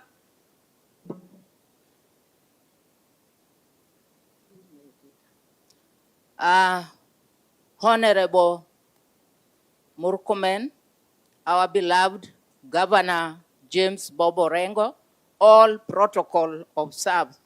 Bwana Yesu asifiwe. Haleluya. Maneno yangu ya kwanza, Bwana CS, maneno ya wamama. Unakuta ya kwamba mama bwana yako akikufa, ama widow by profession.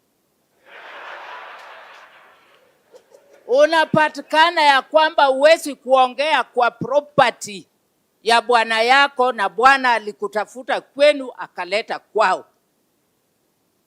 Bwana CS, weka mkazo widow akwe na sauti kwa mali ya bwana yake, hasa ni lands issue. Ya pili, mambo ya based violence, gender based violence. Hatutaki.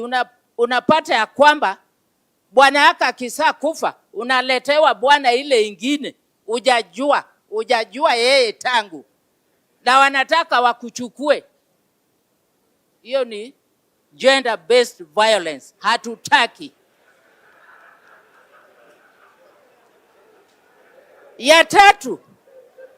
Ya tatu bwana CS, wakati huu watoto wetu wanaenda kufanya mtihani ili ukimaliza wakati wako ya CS ya interior tupate Murkomen ingine ama James Orengo ingine. Mambo ya disco matanga, mimi kama mama nimekataa katakata. Wacha watoto wafanye mtihani bila kelele kwa area. Na hiyo nimejua Bobo Renga alimaliza na komanda ya Siaya. Ya mwisho, police na ngao, asante kwa kufanya kazi in partnership. Kwa sababu siku hizi, lakini mujaribu, sijasema mnafanya 100%. Siku hizi wa mama wale wakitoka kwa soko, lakini ninyi wa bwana pia. Kwa nini mnafanya raping? Hamuna mabibi yenu, CS. Hiyo maneno angalia, hatutaki defilement. Akifika huko mambo anakuwa kombo, lakini mwingine alisema ya kwamba mwenye kutoa nyamaza na usitoe. Weka kwa hiyo roho yako na upeleke mbele. Mwisho na mimi naenda. Ukienda kwa police station, sometimes you get there's no stationaries ile ya kuandika. Lete hiyo yote hapo na Kenya mzima, bwana CS, ili polisi yetu akwe na all documents uko nayo, na president yetu ni mtu ebu alete system hii ya computer nini kila kitu. Wa mama wazee tukienda mara moja, kazi yaendelee. Tunachapa kazi na president anachapa kazi, tunampigia tick. Mambo ya protection kwa wa mama, hatutaki ukienda kwa chief ama polisi ama nani, let us work as a team, and we need harmony in this county. We need harmony and we want to work as a team. We are the women, we are the mothers.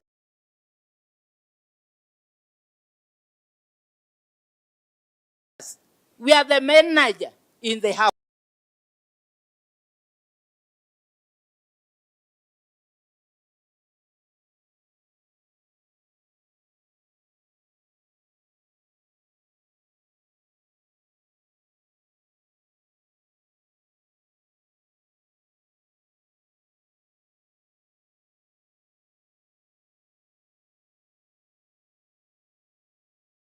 We are the women, we are the mothers, we are the manager in the house.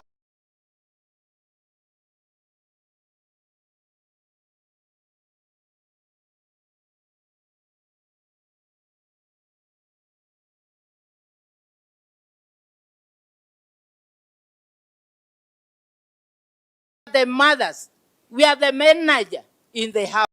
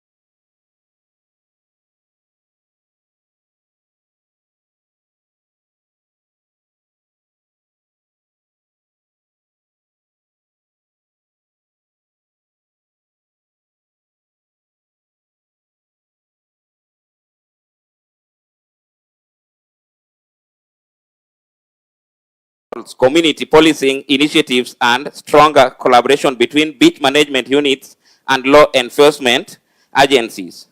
I suggest an establishment of a Coast Guard station at Luanda Kotieno. This will help us curb the insecurity issues that are in the beaches. Lastly, I also want to add force on non-operational administration units that were announced or that were gazetted and are not working. Kindly follow them. For example, I come from Naya sub-location, which was supposed to be a location to give birth of 3 sub-locations. It was 3-4 years ago that it was gazetted. It is not operational up to now. Kindly let us do follow-up so that we can bring services to the people to avoid trauma searching for government services. May God bless you. Asante, thank you so much. Let's appreciate him, please. Anayefuata sasa ni kiongozi wa vijana, youth leader, John Owino. Karibu. To all protocol observed, good evening. Karibu sana Bwana Waziri Siaya. Salimia Rais ukirudi Nairobi. I have only one point because of time. As youth, we recognize that many challenges facing our community, such as crime, drug abuse, and unemployment, affect us directly. We are not just victims, but also potential agents of change. On that, Bwana Waziri, naomba, nimeona you are the first waziri kuweka maneno ya recruitment ya police ikuwe at least online. Naomba usilegeze kamba. Mimi nimeenda 6 times. Until the last time naambiwa, my fingerprint doesn't resemble the one in the ID. Until now, I'm past even the age of recruitment. Naomba, sir, kindly, ikuwe online, na ikishindikana online haiwezekani, tuiweke ikuwe kama ya NYS yenye inaanzia kwa chief, at least ukifail, chief atakuelezea, wewe ulianguka kwa sababu ya hii. Asante on that. On drug abuse, sir, sisi tunachukuliwa kama ni sisi tuna abuse drugs sana. Chief alisema at least we legalize changa. Mimi kwangu nasema no. Kwa sababu kama sahi ndio tunasemekana we abuse the drug kabisa. What of tukilegalize changa tutaikunywa namna gani sasa? And the next thing, watu wa bangi pia watasema bangi pia ifuatilie. Sir, as I conclude, yes, opportunities may provide mingi sana of employment. For example, the NYS, the kazi mtaani, but inachelewa sana, ina take time. Kazi mtaani, when I saw it last, imekawia kidogo. Naomba ikuwe at least haraka ndio sisi vijana tukue busy, tuachane na hii maneno ya drug abuse and all this. Asante sana, fika Nairobi salama. Thank you so much. Asante, mpigieni makofi. Sir, I'm informed that the students in Siaya from both the university and the polytechnic have one union. So we have 2 of the representatives, that is Mr. Mark Okoth and Plista Achocho. So we start with Mark. Mark.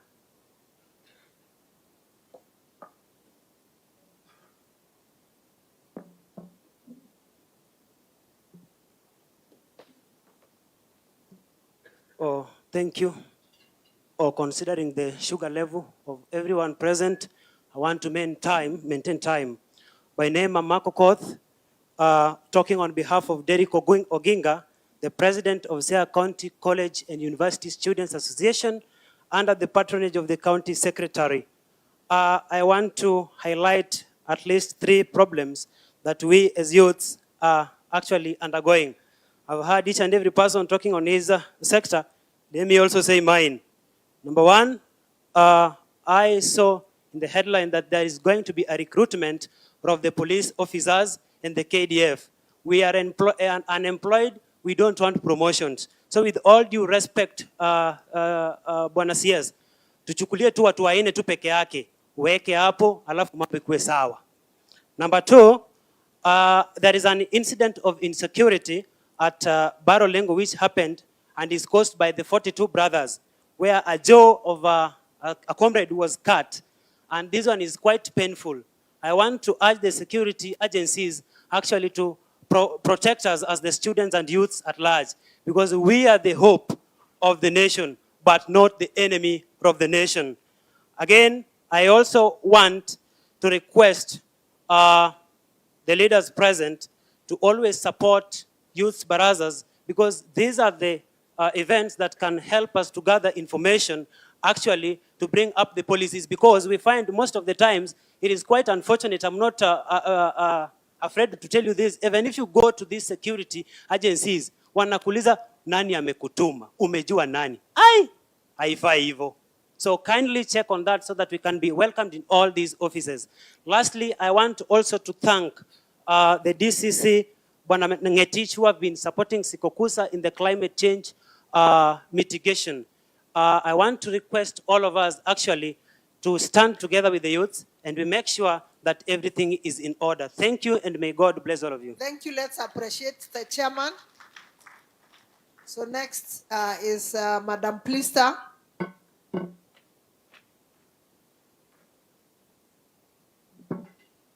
Thank you. CS Interior, our Governor James Orengo, my area MP Bondo, Sub-Bondo, Ochanda, and the all protocol of SAB. Good afternoon.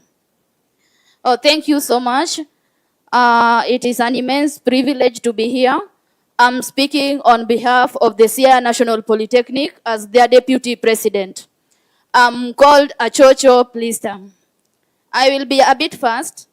First, I want to speak about the provision of the street light beside the fence of the institution. We have the insecurity cases due to that. Secondly, we have the murder cases and killing. Actually, today we are mourning one of us. Yesterday, the body was found behind the KMTC where we lost one of the comrades from the Siaya National Polytechnic. We need the security to take charge of that.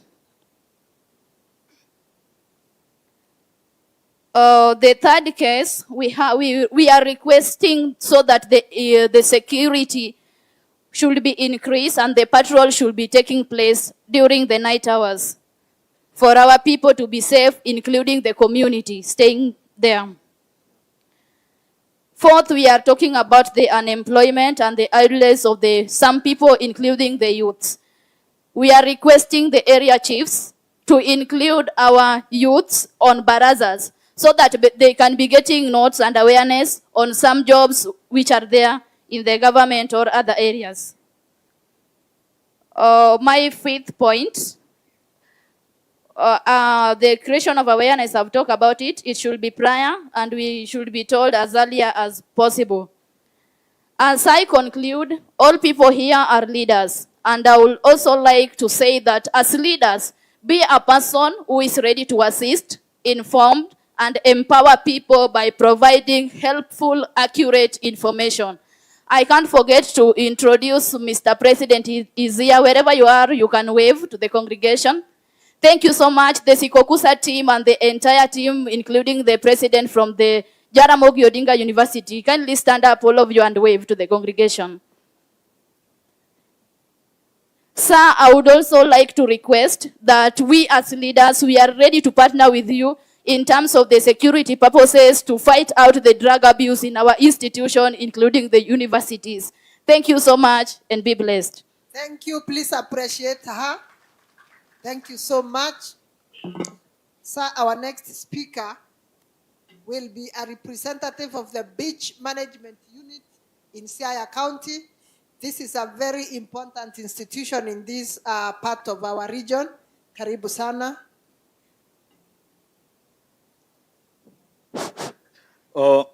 Thank you very much to our able CS, Bwana Murkomen, our able Governor, Bwana James Orengo, to Mr. Mjumbe Gideon Ochanda, Mjumbe Bondo, Deputy Bwana Masengeli, karibu sana Siaya. Kwa majina mimi naitwa Julius Odembo. Mimi ndio msimamizi wa wavuvi. Na mimi sasa ndio host wa hii mambo yote, shida yote. Huko hapa hawa watu wote ni wala samaki. Na watu wenye hata wa kanisa tena wanaongea mambo ya uvuvi.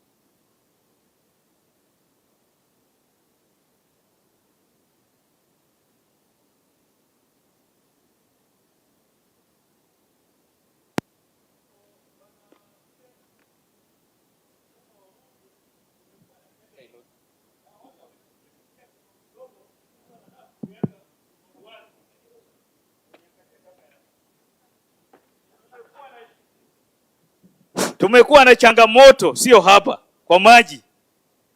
President alikuja Homa Bay akasema in 2 weeks anaenda kuongea na bwana Museveni. Hao watu wanatumaliza hapa barini, bwana CS. And this one is very important. Nataka unote hapo na utusaidie. Na leo tumepata suluhu kwa sababu bwana Masengeli ako hapa na CS pia ako hapa. Hii bahari inalinda hawa watu wote na hii ndio inaleta uchumi wa Siaya County, hiyo ndio imesimamiza. Hawa watu wanakuja wameweka jeshi huko barini. Jeshi ndio wako hapo. Army. Kwa sababu wanajua kitu yenye iko hapo. Wameweka army huko, wanakuja wanatufurusha huko kwao, hawatutaki. Lakini sasa wanapita, wanakuja mpaka huku kwetu. Wanachukua sisi, wanachukua boti yako, wanapeleka huko. Wakisapeleka huko 30,000, 40,000. Na security yetu, polisi wako wanalinda sigara. Wana escort sigara yenye inaleta ugonjwa. Na sisi wavuvi wenye tunaleta usuru. Huyu Mr. James Orengo kila siku tunamsumbua. Kumbe iko watu wenye tunafaa tuongee nao. James kila siku hii mambo tunakuimbia kila siku. Kumbe iko watu wenye sasa bwana CS vile umekuja, hii ugonjwa najua imeisha. Tuna appreciate Coast Guard waliletwa.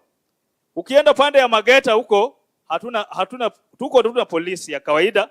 Polisi pia ukienda kwake aende huko barini anasema hana insurance ya maji. Ati akienda kwa maji apigwe risasi hata lipwa. Sasa bwana CS, sisi tunajilinda wenyewe. Ukienda huko utembee usiku, wezi ndio hao. Pirates wako kwa maji hapo. Mama anachukua loan, akiweka engine yake huko, pirates wanaiba. Watu wa malon wa Masailok wanakuja wanachukua wengine wanajinyonga. Sasa tuko na shida. Fees ndio hiyo imekuja juu. Hii watu wa education wanadanganya wazazi, wameweka pesa, watoto wanafukuzwa kila saa. Ukifika huko ambie huyo bwana nani, pesa hakuna huko. Na ukienda baharini engine imeibwa, tutafanya namna gani? Tunajua suluhu wewe ndio uko nayo bwana CS. Leo tuko na watu walikuwa wanaitwa Chwadi, wale quick patrol unit wale walikuwa disbanded, lakini tuko na border patrol wenye wanalai huko wako huko nini sehemu za Homa Bay. Tunakuomba madam kidogo tu, tunakuomba hawa watu utuletee huko Mageta, iko land. Bwana Chanda is ready, amesema pesa iko. Ukileta hawa watu tuko na udongo, wao watu waweko huko Mageta na utupatie patrol boats zile sophisticated. Wao watu tutawalinda huko, watusaidie wapambane na hao watu. Alafu hii mambo ya hipo, chief wangu alisema hipo inaturarua huko. Lakini tuko tuna watu nini wildlife wako Siaya. Tunataka utuletee hata kama ni Usenge ama Usigu ama Mageta. Alafu compensation sisi kama wavuvi tunararuliwa na mamba na hipo hakuna malipo. Road networks ya kufika baharini ilisemwa hapa. Hiyo pia mtutengenezee kwa sababu hakuna njia yenye inakuja. Nikimalizia mimi pia nilikuwa na kajambo nipitie hapo nikuambie. Asanteni sana. Asante sana, let's appreciate him. Sir, our last speaker will be a representative of people living with disabilities. Karibu tafadhali.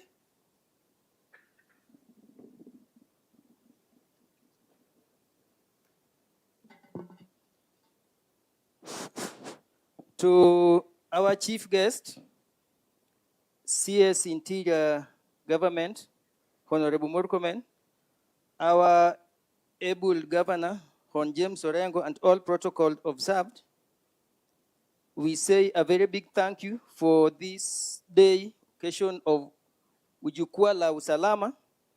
First of all, we love to, on behalf of the PWC, we love to thank the government because in the former governments, the children with PWDs used to be left in the houses.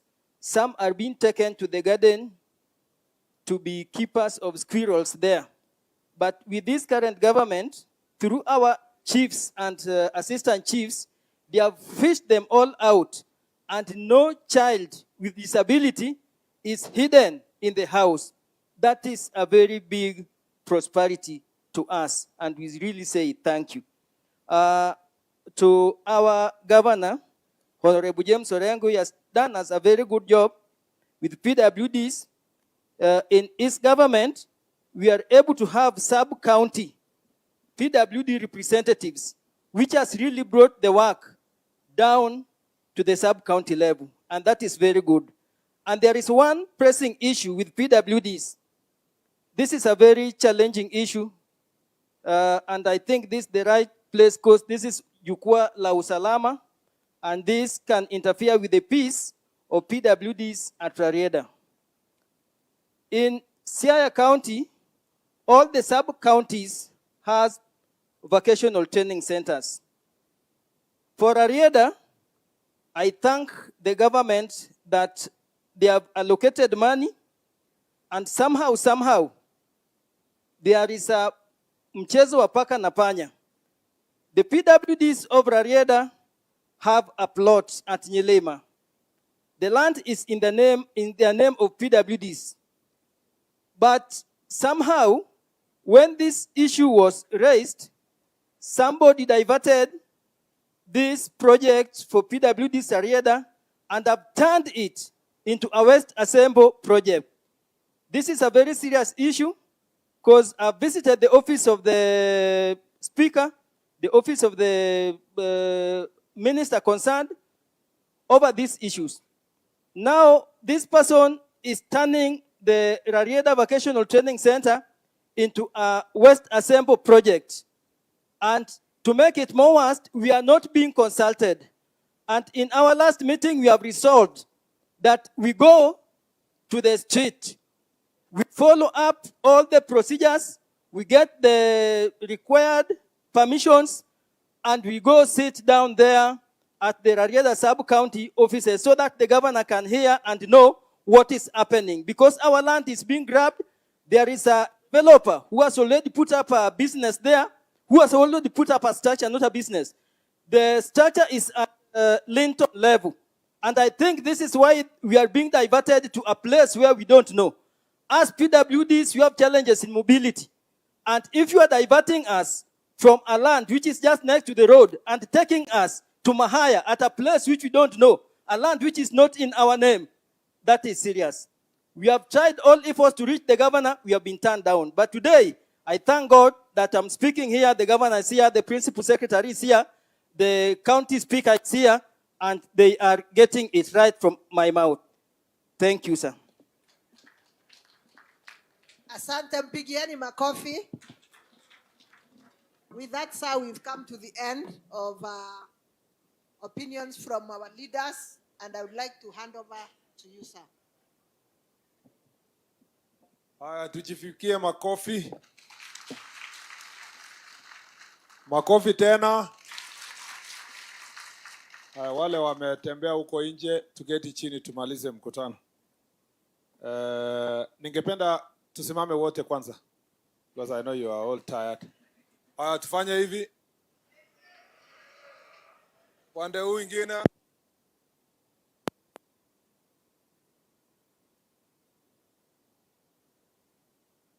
Asante sana, ketini. Thank you very much. I will be very brief ni respond to some of the issues mmesema, alafu nipatie mheshimiwa waheshimiwa wenzetu wako hapa. There are very few of them, alafu tunamaliza.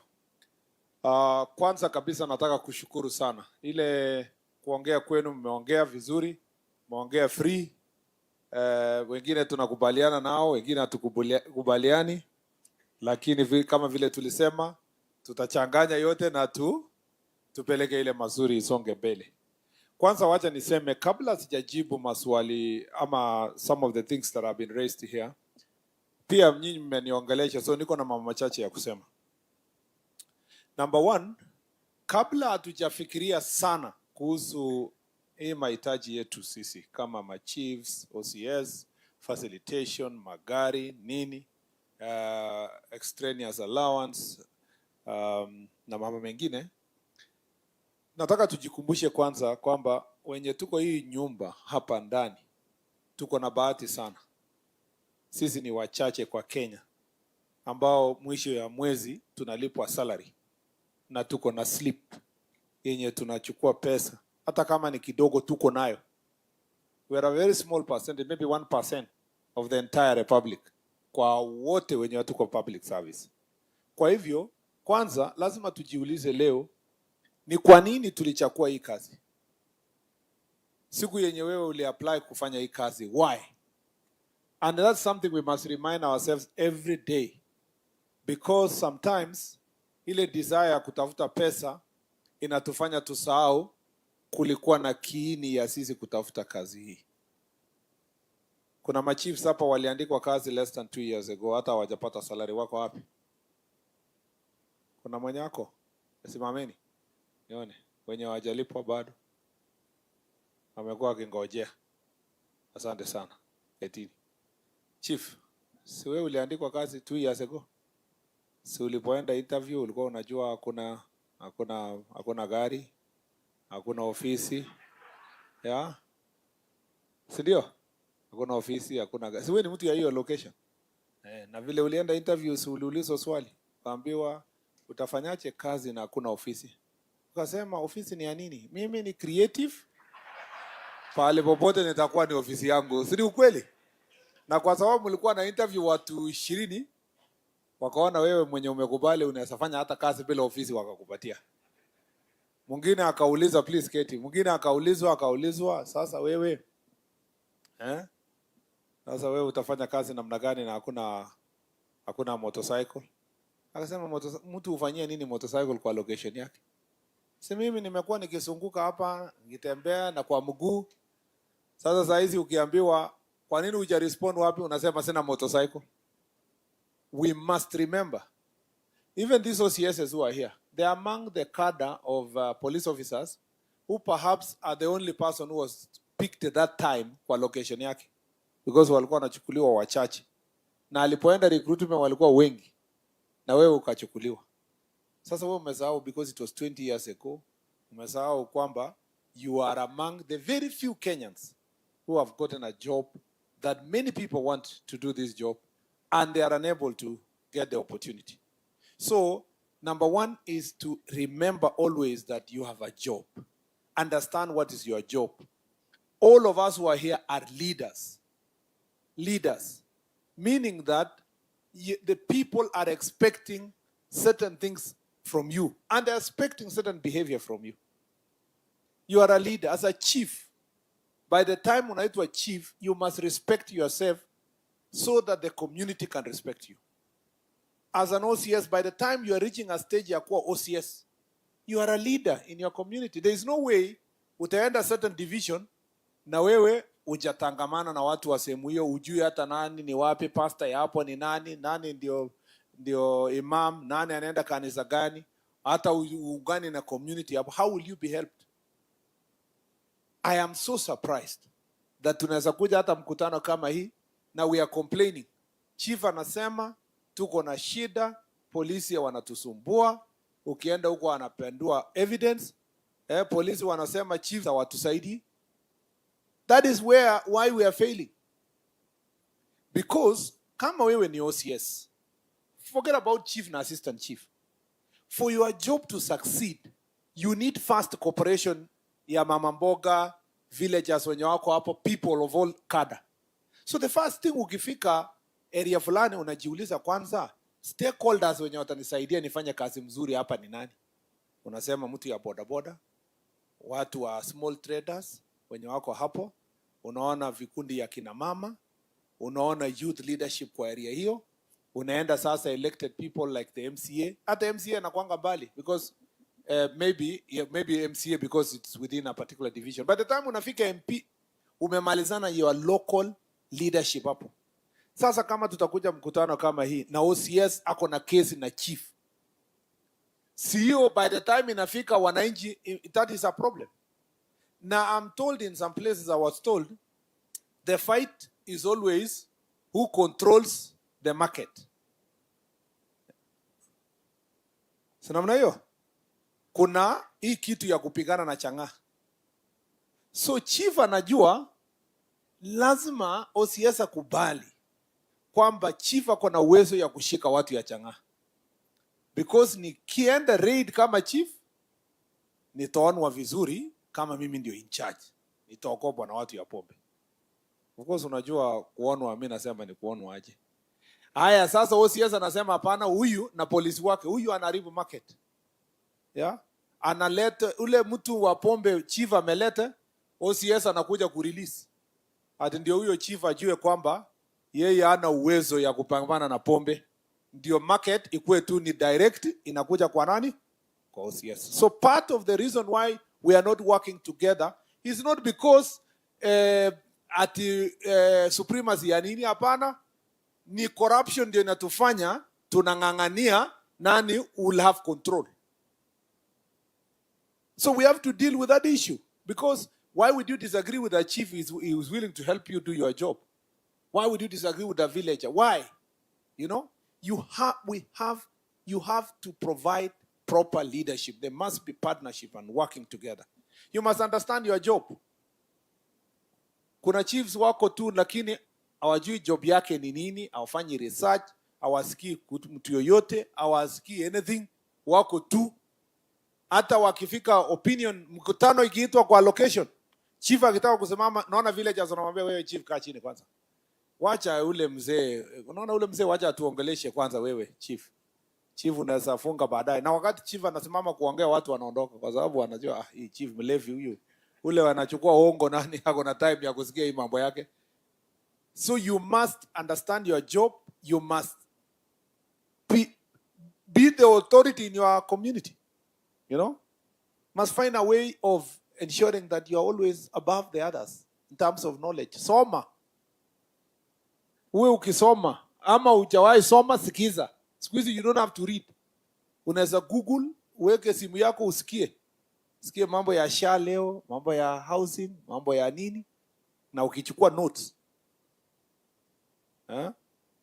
Understand the job you are doing. Na usiende baraza chief na useme ati I don't know. Ta ukiuliza swali ngumu uambie what is Pythagoras theorem, useme tu we are still consulting with sub-county DCC. There's no way you can say I don't know. Watu waende nyumbani wakisema ayo chief niliwaambia ajui kitu. Kuna chief ajui kitu kwa location yake. So tunajua wote what's going on. Ukweli ama sio kweli? Chief anajua nani alilala wapi, aliamka saa ngapi, anaendanga na nani. Nini, si nyinyi ndio mnaandika ile karatasi ya recommendation ya kupata ID. Kaambia chief huyu kijana ni nani? Sema ni ya Otieno, lakini Omondi ana claim ni yake. So tuandikie Omondi kwa sababu anafikiria ni yake lakini mtoto ni ya Otieno. Kama nyinyi mnajua hiyo mambo yote, itakuwa kweli bangi na pombe? You know all these things. As a chief, make sure that you are above the others. And you can be innovative.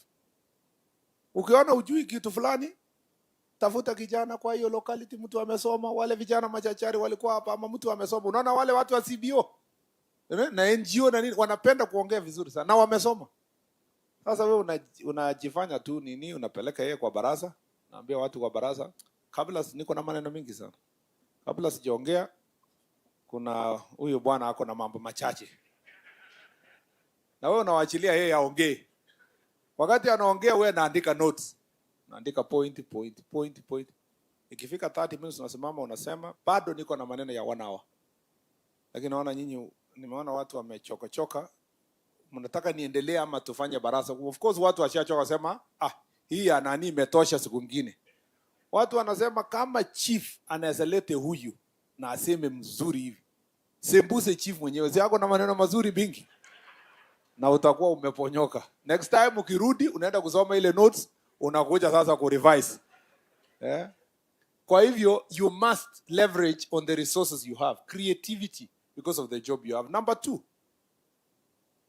you must, one of the things that is making it very difficult for us to serve is corruption. Ni wizi. And I have already explained to you some of those things. Sisi wote, why we are losing even respect ni kitu kidogo. Kufanya mambo ya succession, you are taking money from the bigger family. Facilitate certain defilement cases, you are colluding with the criminal to discourage witnesses, harassing them. Maybe you chiefs as hapo, polisi mwenye alikuwa investigator, you are colluding to do those things. Ukiwa barabara, wewe unachukua kitu kidogo. Na sijasema, you know, I've been using the example of traffic.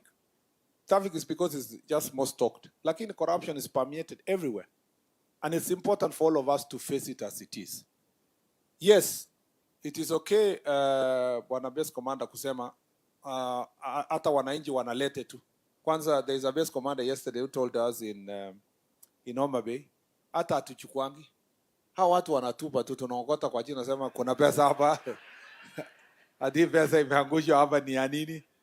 Ati wakati bado unatafuta mwenyewe unaweka mfuko, mwingine atatupa tena unachukua. So, we are looking for all excuses to run away from corruption. Please, let's face it. If we don't deal with corruption, it will wind up our system. And the best way to deal with corruption is Jukwaa La Usalama mashinani. To have accountability mechanisms that go to the local level. At least, like someone proposed, maybe quarterly, ama twice in a quarter, or once in a 2 months, mkuwe na baraza ya kujiuliza kwa division. OCS wako hapo, chiefs wako hapo, na wananchi wako. Nasema, how can we make our location or division better? Hapo ndio mtaambiwa, muache hongo, mfanye nini, there will be more accountability. One of the reasons why hamtaki mkutano is because wewe unajua usitaki kutolewa gia hapa mbele ya wananchi. There is need for level of accountability. That's why the Constitution talks about civilian authority. You know, the civilian authority are the people you elected to be in office. So it is the wananchi themselves that should get feedback from the work we are doing. If we do so, hatutakuwa na hii fight ya kusema police na wananchi wanakosana. Hata wale wanachoma police station, wananchi wenyewe wata defend police station because they will say this is our police station. Tumekubaliana jameni? Mmenisikia? I have many things to say, but let me say that for now. And also add that now that we have sat here, there are certain things you have raised that are related to this county before I come to your welfare. Number one, ni kitu ya shida ya baharini. We were told in Busia, we were told in Migori, shida yenye iko huko Muhuru Bay, that's the only place we have a border patrol unit. Kwa that side, tumeambiwa jana kwa Homa Bay, and I'm sure Kisumu also the same issues will be raised. We are cognizant of this fact, and for the BMUs who are here, kwamba, we are a bit weaker in terms of our numbers. And so we have a plan to increase the border patrol units along the lake. And in this, after this recruitment to increase the numbers, that is something we are going to put as part of Jukwaa La Usalama resolution. We are going to work together. And there is a plan to build also offices or port of entries or areas where border patrol units na Coast Guard are going to operate in. Already there is work that's going on here. Governor alikuja siku ngine mpaka ofisi yangu na waheshimiwa. We're building something in Usenge. Na it is the police had to leave some of its lands ndio hiyo ijengwe. Kuna zile the other places that have been mentioned, we are going to set up bases for the Coast Guard. In our modernization equipment, we are also importing we are getting some new boats, better boats that can help in manning the lake. But more importantly, tuko na joint cooperation na Uganda. And we had a meeting, and Mheshimiwa Joho aliambiwa to work together with the Minister of Agriculture from Uganda to see how and fisheries on how to deal with the issue of shared resources in the lake. You also need to appreciate that sometimes also a good job has been done by Coast Guard.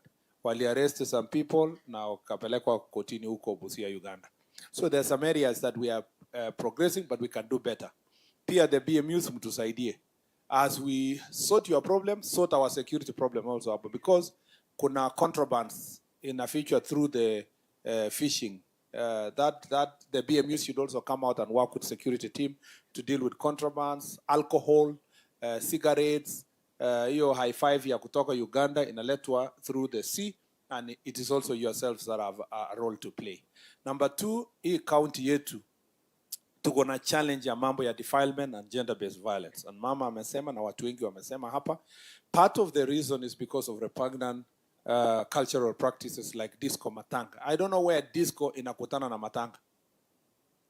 There was a time disco was disco, matanga was matanga. This one was dancing, this one was mourning. Sijui walikutana wapi ikakuwa at is one thing. I think that's something we need to deal with. And the best way to deal with is to deal with the families that are burying their loved ones, to engage them. If you know there's a funeral in a particular place, engage them. And let's agree, Kusema, this is not, we are not going to allow this because it's going to affect us in 1, 2, 3, 4 ways. It's also good to deal with it through barasas. And that is what we discussed in Western, because it's also prevalent in that area. And it helpful when you have engagement through barazas, through nyumba kumi, and you're engaging the people, even as we look for legislative ways of addressing those issues. Again, mambo ya defilement, chiefs and assistant chiefs, please do not accept to use alternative dispute resolution mechanism over a kangaroo court ya village huko kuacha mambo ya watoto. You know that is a very serious issue, and you are in a position of responsibility. All these cases should be brought to the police station and then onwards through the justice system. Please, let's deal with this issue because it's very prevalent here, an entire Western and Nyanza region up to Bomet there, and then some places in Eastern. We really need to do something about defilement. Defilement is of great concern to us, and it's concern in this area. On issues of murder, part of the people, why you need to know that murder here is perpetuated by fighting over land, some of which a lot of it is about succession. Alafu ingine ni mambo ya competing for resources, and then robberies, stealing of livestock, mambo ya mining, and all those conflicts. I think we need to also address the root cause. The police have promised to do further operations to make sure that we deal with these criminal gangs that have been operating here. A lot of work has been done. There was a time 42 Brothers was a big problem in this region, but we can do more so that we can make sure that we sort out these issues. That is the IG has a way, he knows what he's going to do. There is an operation plan that we put in place, and the IG is going to deal with it. Thank you very much, IG. On the question of alcohol, drugs and illicit alcohol, again, I am very happy. Siaya is one of the counties where there is good interagency working relationship, but we can enhance that. I agree that there are certain licensing issues, testing issues, and so forth. Yes, the chief has proposed kwamba the reason why something is called illicit is because it has not gone through the legal system. So it's not for me to know whether it will be called changa or it will be called Siaya drink or it will be called what. It's not my problem. The problem is that anything that is not licensed, that is not approved, anything that's not approved is illicit. So we deal with it. If we want to get it approved, that is now manufacturing processes and all those other issues that we can be able to go through. I don't want anyone to leave here and say mkutano huu ulipitisha kwamba kutoka leo kwenda mbele changa ni mzuri tusonge mbele. Mwenye atasema ni mzuri ni KEBS and other agencies that are dealing with food and drinks and so forth. That process is there, and it is important for us to respect that process because then it's the only standard way. That's why even Busa is being licensed, because then before the license, you are told about the process of manufacturing, and then you get a license and so forth and can be monitored so that watu waziweke nguo za ndani na kufanya nini, kufanyisha watu wakunywe vitu chafu. Again, we will continue our crackdown on drugs and alcohol. Most of the alcohol here, interestingly, there is no adulterated ethanol that is really highly distributed here. Most of it is just as on transit. So the real issue actually is the changa, and the chief has really applied his mind. And when we will have another discourse elsewhere, I think there's a lot of things we agree with him, and most of you agree with him that we must, incorporate the proper ways of processing so that we can sort out the question. Because the only reason why some of these things are illicit is a failure for approval, not because the content is substandard or whatever you can say. Then we need to know what is the standard number for that drink that is manufactured where, whatever the name is going to be called. The other issue of this area is mining, unregulated mining. Again, we have agreed that we will hold a meeting with Ministry of Mining to think through the whole problem from Kakamega, Busia, Hapa, Migori. Migori is even worse. In the place I went to Migori, kila mahali imechimbwa chimbwa, chini ya nyumba, kando, nini, barabara. It is important that this thing be dealt with. It's health hazard, it's also environmental hazard, and it is also a cause of conflict. We need to follow the proper process, register these cooperatives, SACCOs for the artisanal miners, and then regulate it so that then they can be able to do their business in the right way.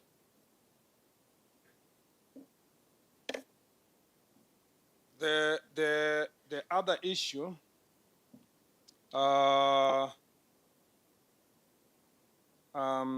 something I wanted to emphasize here that the pastor raised was about religious extremism. Initially, religious extremism was considered to be a problem with the Muslim faith. But now we have a big problem with Christian faith. So extremism is extremism depending on. And I don't think it can be called Christian faith. It's just that those who are posing as Christians, because that's not Christian doctrine. Just the same way that those who are using Muslim faith to mislead people are doing the same. I want to say that it's important here in Siaya, we cooperate the security sector. Chiefs, please. What happened to this thing of being brother's keeper? When you hear that there's a problem in certain part of the community, call Baraza, talk, create awareness. The story of Jared, is he called Jared, the guy who left here, all the way after being rescued in Chakama Ranch and brought all the way to Siaya. Left here again all the way with his children to the same neighborhood. Na akaenda kusupervise watoto wake one by one, wakistarve to death. It is just unfortunate. And you know, no matter what we say about security, nobody will police everybody everywhere. So the only way is to have community cooperation so that we can be able to deal with this issue. And Siaya is also vulnerable because of that, and I think all of us need to deal with this issue. You have raised the issues of your welfare. So larger ni summarize. One, nimewambia for the village elders, that issue is being dealt with. I have done the CAB memo. I'll present the CAB memo to cabinet. Once cabinet gives directions, we will see how to facilitate village elders, not to give them salary. Government is unable to give salary to village elders because those who are salaried are employed in a particular way. But facilitating so that they can do their job, they have airtime, they have a torch, they have gumboots, they have something, umbrella, and something small. They can pay for share and so forth. That's something we are thinking through. Number two, administrative units which are here. Some date back to 2016, 2017. I have realized that also compared to the population, some of the location, sublocation, your requests on these administrative units are very justifiable. But we received a very small budget the other day. We are sitting after next week when we are done with Jukwaa to look at the map of the country and see the little money we have received once exchequer, there is an exchequer release, how many locations can we operationalize, how many sublocations, who needs more, who has been marginalized for long, and I'm sure this county is going to get at least the operationalization of the sub-county and divisions and some of the locations and sublocations. On the issue of your promotions, I have already said that. Career progression for the chiefs and assistant chiefs, we will work with Public Service Commission so that we anchor it properly, including making sure that there is no overlap between the ACC and the chief. Sometimes the ACC is supervising the chief, but the chief is up in terms of ranking. We also need to show how will a chief progress, even if when they reach principal chief, what next? Or, how can we expand the whatever? Most of you have requested that we start with a job group higher because where the job group you are. And then we need to know for how long one can be in one job group, up to for what period of time. And that applies everybody to the ACCs. The ACCs are also asking about the promotion from 2021, that will be sorted. At least 4 years is not as worse as the cases of 10, 15 years. That one is going to be dealt with. And also the SECs who are yet to go for training, about 300, we are going to sort that issue. As I said earlier, we want to have a clarity on how to promote police officers and how also to transfer them. That after this, that policy will be established and made sure that it is properly in place. Many of you, especially Ngao officers, have said that if transfer are to happen, the time it happens, let it happen at the end of the year, so that those who are with their children in their workstation can prepare for a different school for their children the next financial year, so that people are not paying school fees in the middle. On the matters of extraneous allowance and all those other issues, including the AIE, we are going to have to look at it based on the budget and see how to rationalize and timely delivery so that it can facilitate your services. These things require very huge budget. So there has to be clear engagement of different sectors, treasury, ourselves, public service, and then our parliament can be able to budget accordingly. There are certain things that are straightforward, like uniform. Uniform, since 1963, every chief was going to Embakasi to get a uniform. True or not true? And sometimes the uniform was not of the right size. Yeah? Ilienda huko Makueni huko. No, it was Kitui. Kabata chief mwingine, haona sura ni mwanaume lakini ni kama amevaa marinda. Kumbe longi yenye alirushiwa kwa Embakasi ilikuwa kubwa. So hata hapa katikati huwezi ona inatembea. Nikauliza why were you given that? Akaniambia ati tuliambiwa ati nilirushiwa, nikasema mimi ni mwepamba. Ati nikaambiwa ati jikaze huko mbele, enda ujaribu na fundi. Kabla hajapatana na fundi, waziri akakuja, so akavaa ndio akuje mkutano. So nimesema uniform ipelekwe sub county. Mlipata uniform zetu kwa sub county, ndio? The latest uniform was delivered at sub county level for the first time. And nimesema kila mtu apimwe itoshie size yake. Kuna issues ya mobility pia we are dealing and so mmeshasikia also pia kwamba all expecting chiefs, ngao officers, police officers sasa wakuwe pia na uniform yenye they can wear when they are maternity. Hiyo ni kitu kubwa sana kweli yenye inashinda watu kununua nguo tu ya maternity, na inaweza kuwa debate ya Kenya mzima. Ati mtu akikuwa expectant anaambiwa asenda uvae nguo yenye unataka mpaka mwaka moja, mwezi 9 ishe, kama mwezi 4, mwezi 5. So we have said that we should also facilitate our officers to get their uniform kama wamevaa maternity dresses. Yeah, mzuri sana. Yeah. Ulikuwa una survive aje? Officer. Unavaa civilian. Inakubalika sasa tuvae uniform? Yeah. Ni mzuri tuwe na uniform ya wamama. Yeah, it is okay, sir. We will appreciate. Yeah, thank you. Thank you. Yeah, thank you very much. Haikuwa yangu, niliambiwa huko Kirinyaga. Naambiwa tunataka uniform. So pongezi. And then so hiyo uniform ikwe tumekubaliana 1 month, is it 1 month? Within a month. Yeah, within a month. Wanye wanakuwa expectant. Waanze kupewa uniform within the next 1 month. Thank you very much DIG for all the ngao nini na nimesikia uko na chiefs wenye wako expectant, so nitakuja huko. Alafu what was the other issue? Mobility is a big challenge. Magari, true. There is a procurement process going on for the police that should be ready in the next I hope by December. There has been back and forth between Treasury and ourselves. I hope we can be able to do another leasing of 3,000 vehicles, and then we distribute fairly, you know, depending on the need. Please, magari kikuja, I like what the DCC said. We must share. Yeah, tutumie sisi wote. Usiseme mimi ni wa AP, siwezi patia wa KPS. Mimi ni wa polisi, siwezi peleka DCC, siwezi peleka ACC. Let's share together because these are government resources. Let's pull resources together so that our work is done. I really know that the chiefs have said about their motorcycles. It's important, and we will see what we can do. But also don't stop working, waiting for the motorcycle, because you are within your locality. The people who have suffered most in the ACCs. ACCs ndio wanaumia, wanatembea na moto nini wanatembea na bodaboda. Imagine DO wa zamani, siku ya kina Orengo walikuwa wanafukuzwa na DO wasifanye rally. Sasa DO wa siku hizi anatembea na bodaboda, hata na Land Rover. Lazima tuone vile tunaona ACCs ama namna gani? Ama mnaonaje? Si namna hiyo. Hata tukiwa na gari mbili kwa sub county yenye itasaidia ACCs to do their job, it will be very good. Yeah. Madam ACC, wewe ni ACC?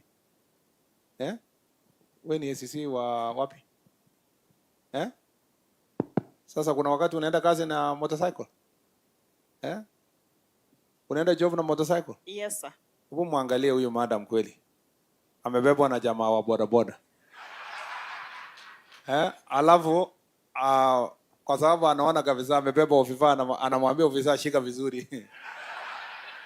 Na akikataa na kanyaga brake, so hakuna excuse. Inaharibia serikali. Asante sana. Thank you very much.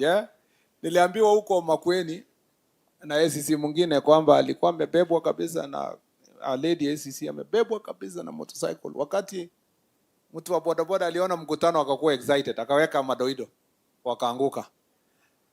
Kofia yake ikapingirika. Ati mtu akashout kwa mkutano akasema serikali imeanguka. So we need to take care of the ACCs, and we understand that. DCCs, please facilitate the ACCs. Yeah, we will find ways of keeping at least a car maybe kwa every sub county ya kusaidia ACCs when we do the whatever, but please facilitate them watembee kwa heshima. I know some of you are living behind kiosks. ACC nyumba yake ni na anakaa nyuma, iko kwa bar, na bar iko hapa inapiga kelele, yeye analala hapa, alafu akitaka kuoga anabeba maji kwa bucket akienda bathroom yenye iko mbali huko. So those are some of the things we want to sort with housing project. There is a plan kujenga 17,000 houses for police officers, and in most of our counties we'll distribute fairly to housing project. Tukijenga sasa hata kama ni town hapa kwa police headquarters hapa, even if you are living in an outpost, even if you are operating from outpost, at least if you come to stay in a police station, it is easier as we progressively build this for the police stations. Pia kuna infrastructure challenges that we are trying to deal with. I want to request my brothers and sisters who are in parliament to tumia CDF sasa tusaidie our chiefs and our assistant chiefs, but also our OCSs to build good police stations and maybe housing where we can. But more importantly, good infrastructure of offices, because most of the police stations are neglected across the country. Even where we have multi-billion county projects, utaona a whole port inajengwa, but the police station next door ni ya 1940 something. Na ni kitu kadogo. We have to do something about it, and that is why I'm the one who asked that those pictures itumwe. Now we are analyzing the various police stations, the state of many of the police stations, and it's embarrassing. I'm happy that through Jukwaa, because we have raised awareness on these issues, wananchi wengi sana ninaona wanatuma mapicha kwa social media. Police station ya this constituency, police station ya hii constituency ni mbaya, inaleta hata juzi mimi nilienda kakimbia nikaenda kujenga yangu, nikatafuta marafiki nijengange tukitafuta budget, because niliona wataweka kwa Facebook. Na sasa watasema sasa waziri anaongea mambo mingi, angalia police station yake ya nyumbani huko. So all of us can do something about it, and where the county can help us of course your former waziri, governor, we see how we can be able to assist each other to have good police stations where the resources allow, and we can sign agreement between the counties and the national government to facilitate these issues. Because of time, I know so many things have been raised. Mtanikubalia tu ni summarize a few of them. I was trying to summarize, but let me, just in case I forgot something serious, let me look at what you said about this place. Ngapu, we will, we are in the process of, in days, we shall announce the days for recruitment of about 10,000 police officers. And if we do so, we will now operationalize the Ngapu and also strengthen the police presence kwa mashinani. Mambo ya police transport, I've said that. mambo ya package for officers, mambo ya regional training, I agree completely. Training is what is missing. We have begun to bring back training. Hata juzi OCSs, some of you were in Nairobi for the conference, and we will do it until all the OCSs are trained, and then we need to continue the training, like you've said, and we are working on making sure that there is a budget in National Police Service to continue training. Mambo ya specific areas where you raised issues, we are going to deal with that.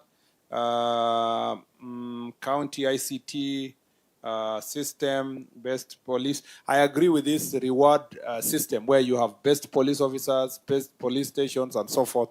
And this has been proposed also in a number of counties where we have been, and we will work on that. Mambo ya team building, I agree. Civil registries. Civil registries, I've said that latest next year by April, all the counties, all the constituencies must have a civil registry to start with, as we work to go closer.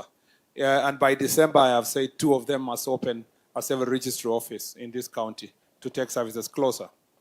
Mental wellness, I agree. ICT, withdrawal of cases, village elders, acting OCSs, all those issues here, acting OCSs, the IG is going to deal with it. Mambo ya health cover, it's being reviewed. Your health cover for the police officers is being reviewed with a view of incorporating the issues you're raising here. Mambo mingi, rehabilitation center, hiyo ni ya governor. Jenge rehabilitation center, weke lights, serious places. What we have said for our students is that because of security, unique security challenges that we face, our students and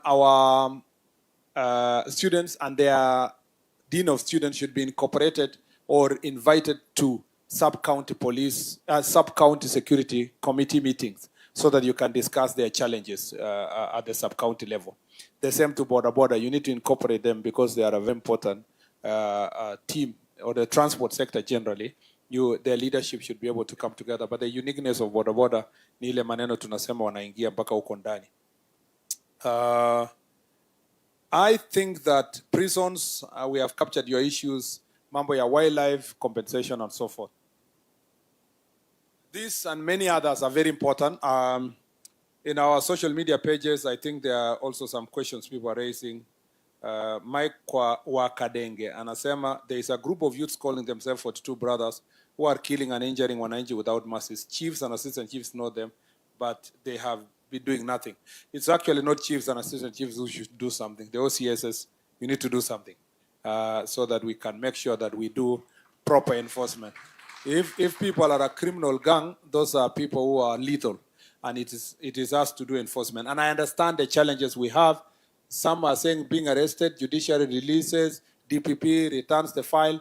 Let's work together in a multi-agency forum. You have got users a forum in every county that can be used to thrash out issues that attach within with us and the judiciary. There is a lot of insecurity in Siaya County as a whole. People are being butchered like animals. No, this is an exaggeration.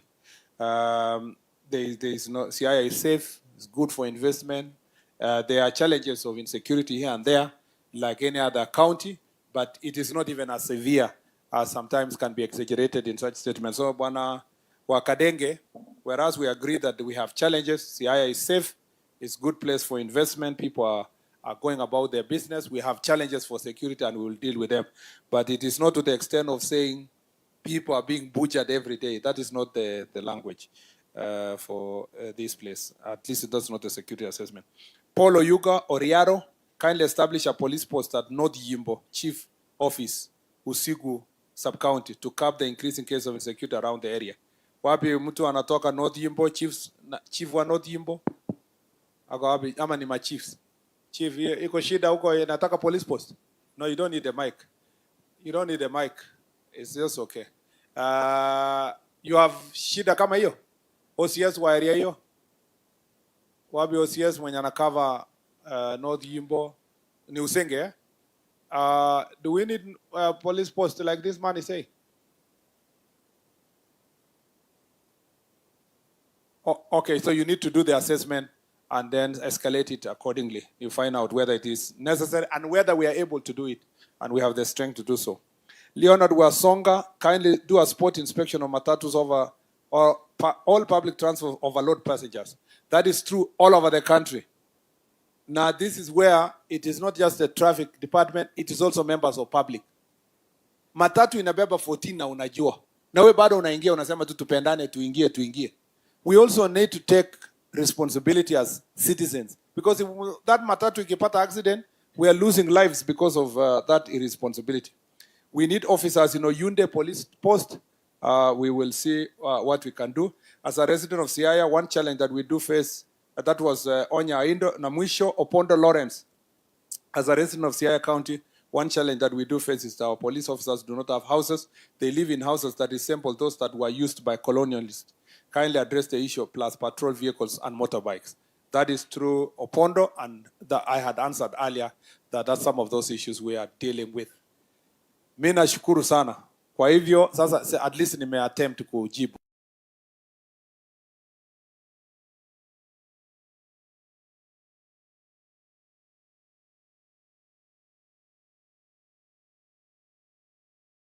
You will see all your issues captured based on the memoranda you gave us and the things you raised here and the ones that were already given to us by the county security team. It's now my opportunity to invite Honorable Chanda on behalf of the members of parliament here so that you can recognize the speaker, or let me call the speaker. The speaker, please recognize the MCAs. Sema neno moja, ita Mheshimiwa Chanda, ni kama hakuna mtu mwingine ana recognize, alafu aite Mheshimiwa Governor. Si namna hiyo, alafu tumalizie hapo. Asante sana. Thank you very much.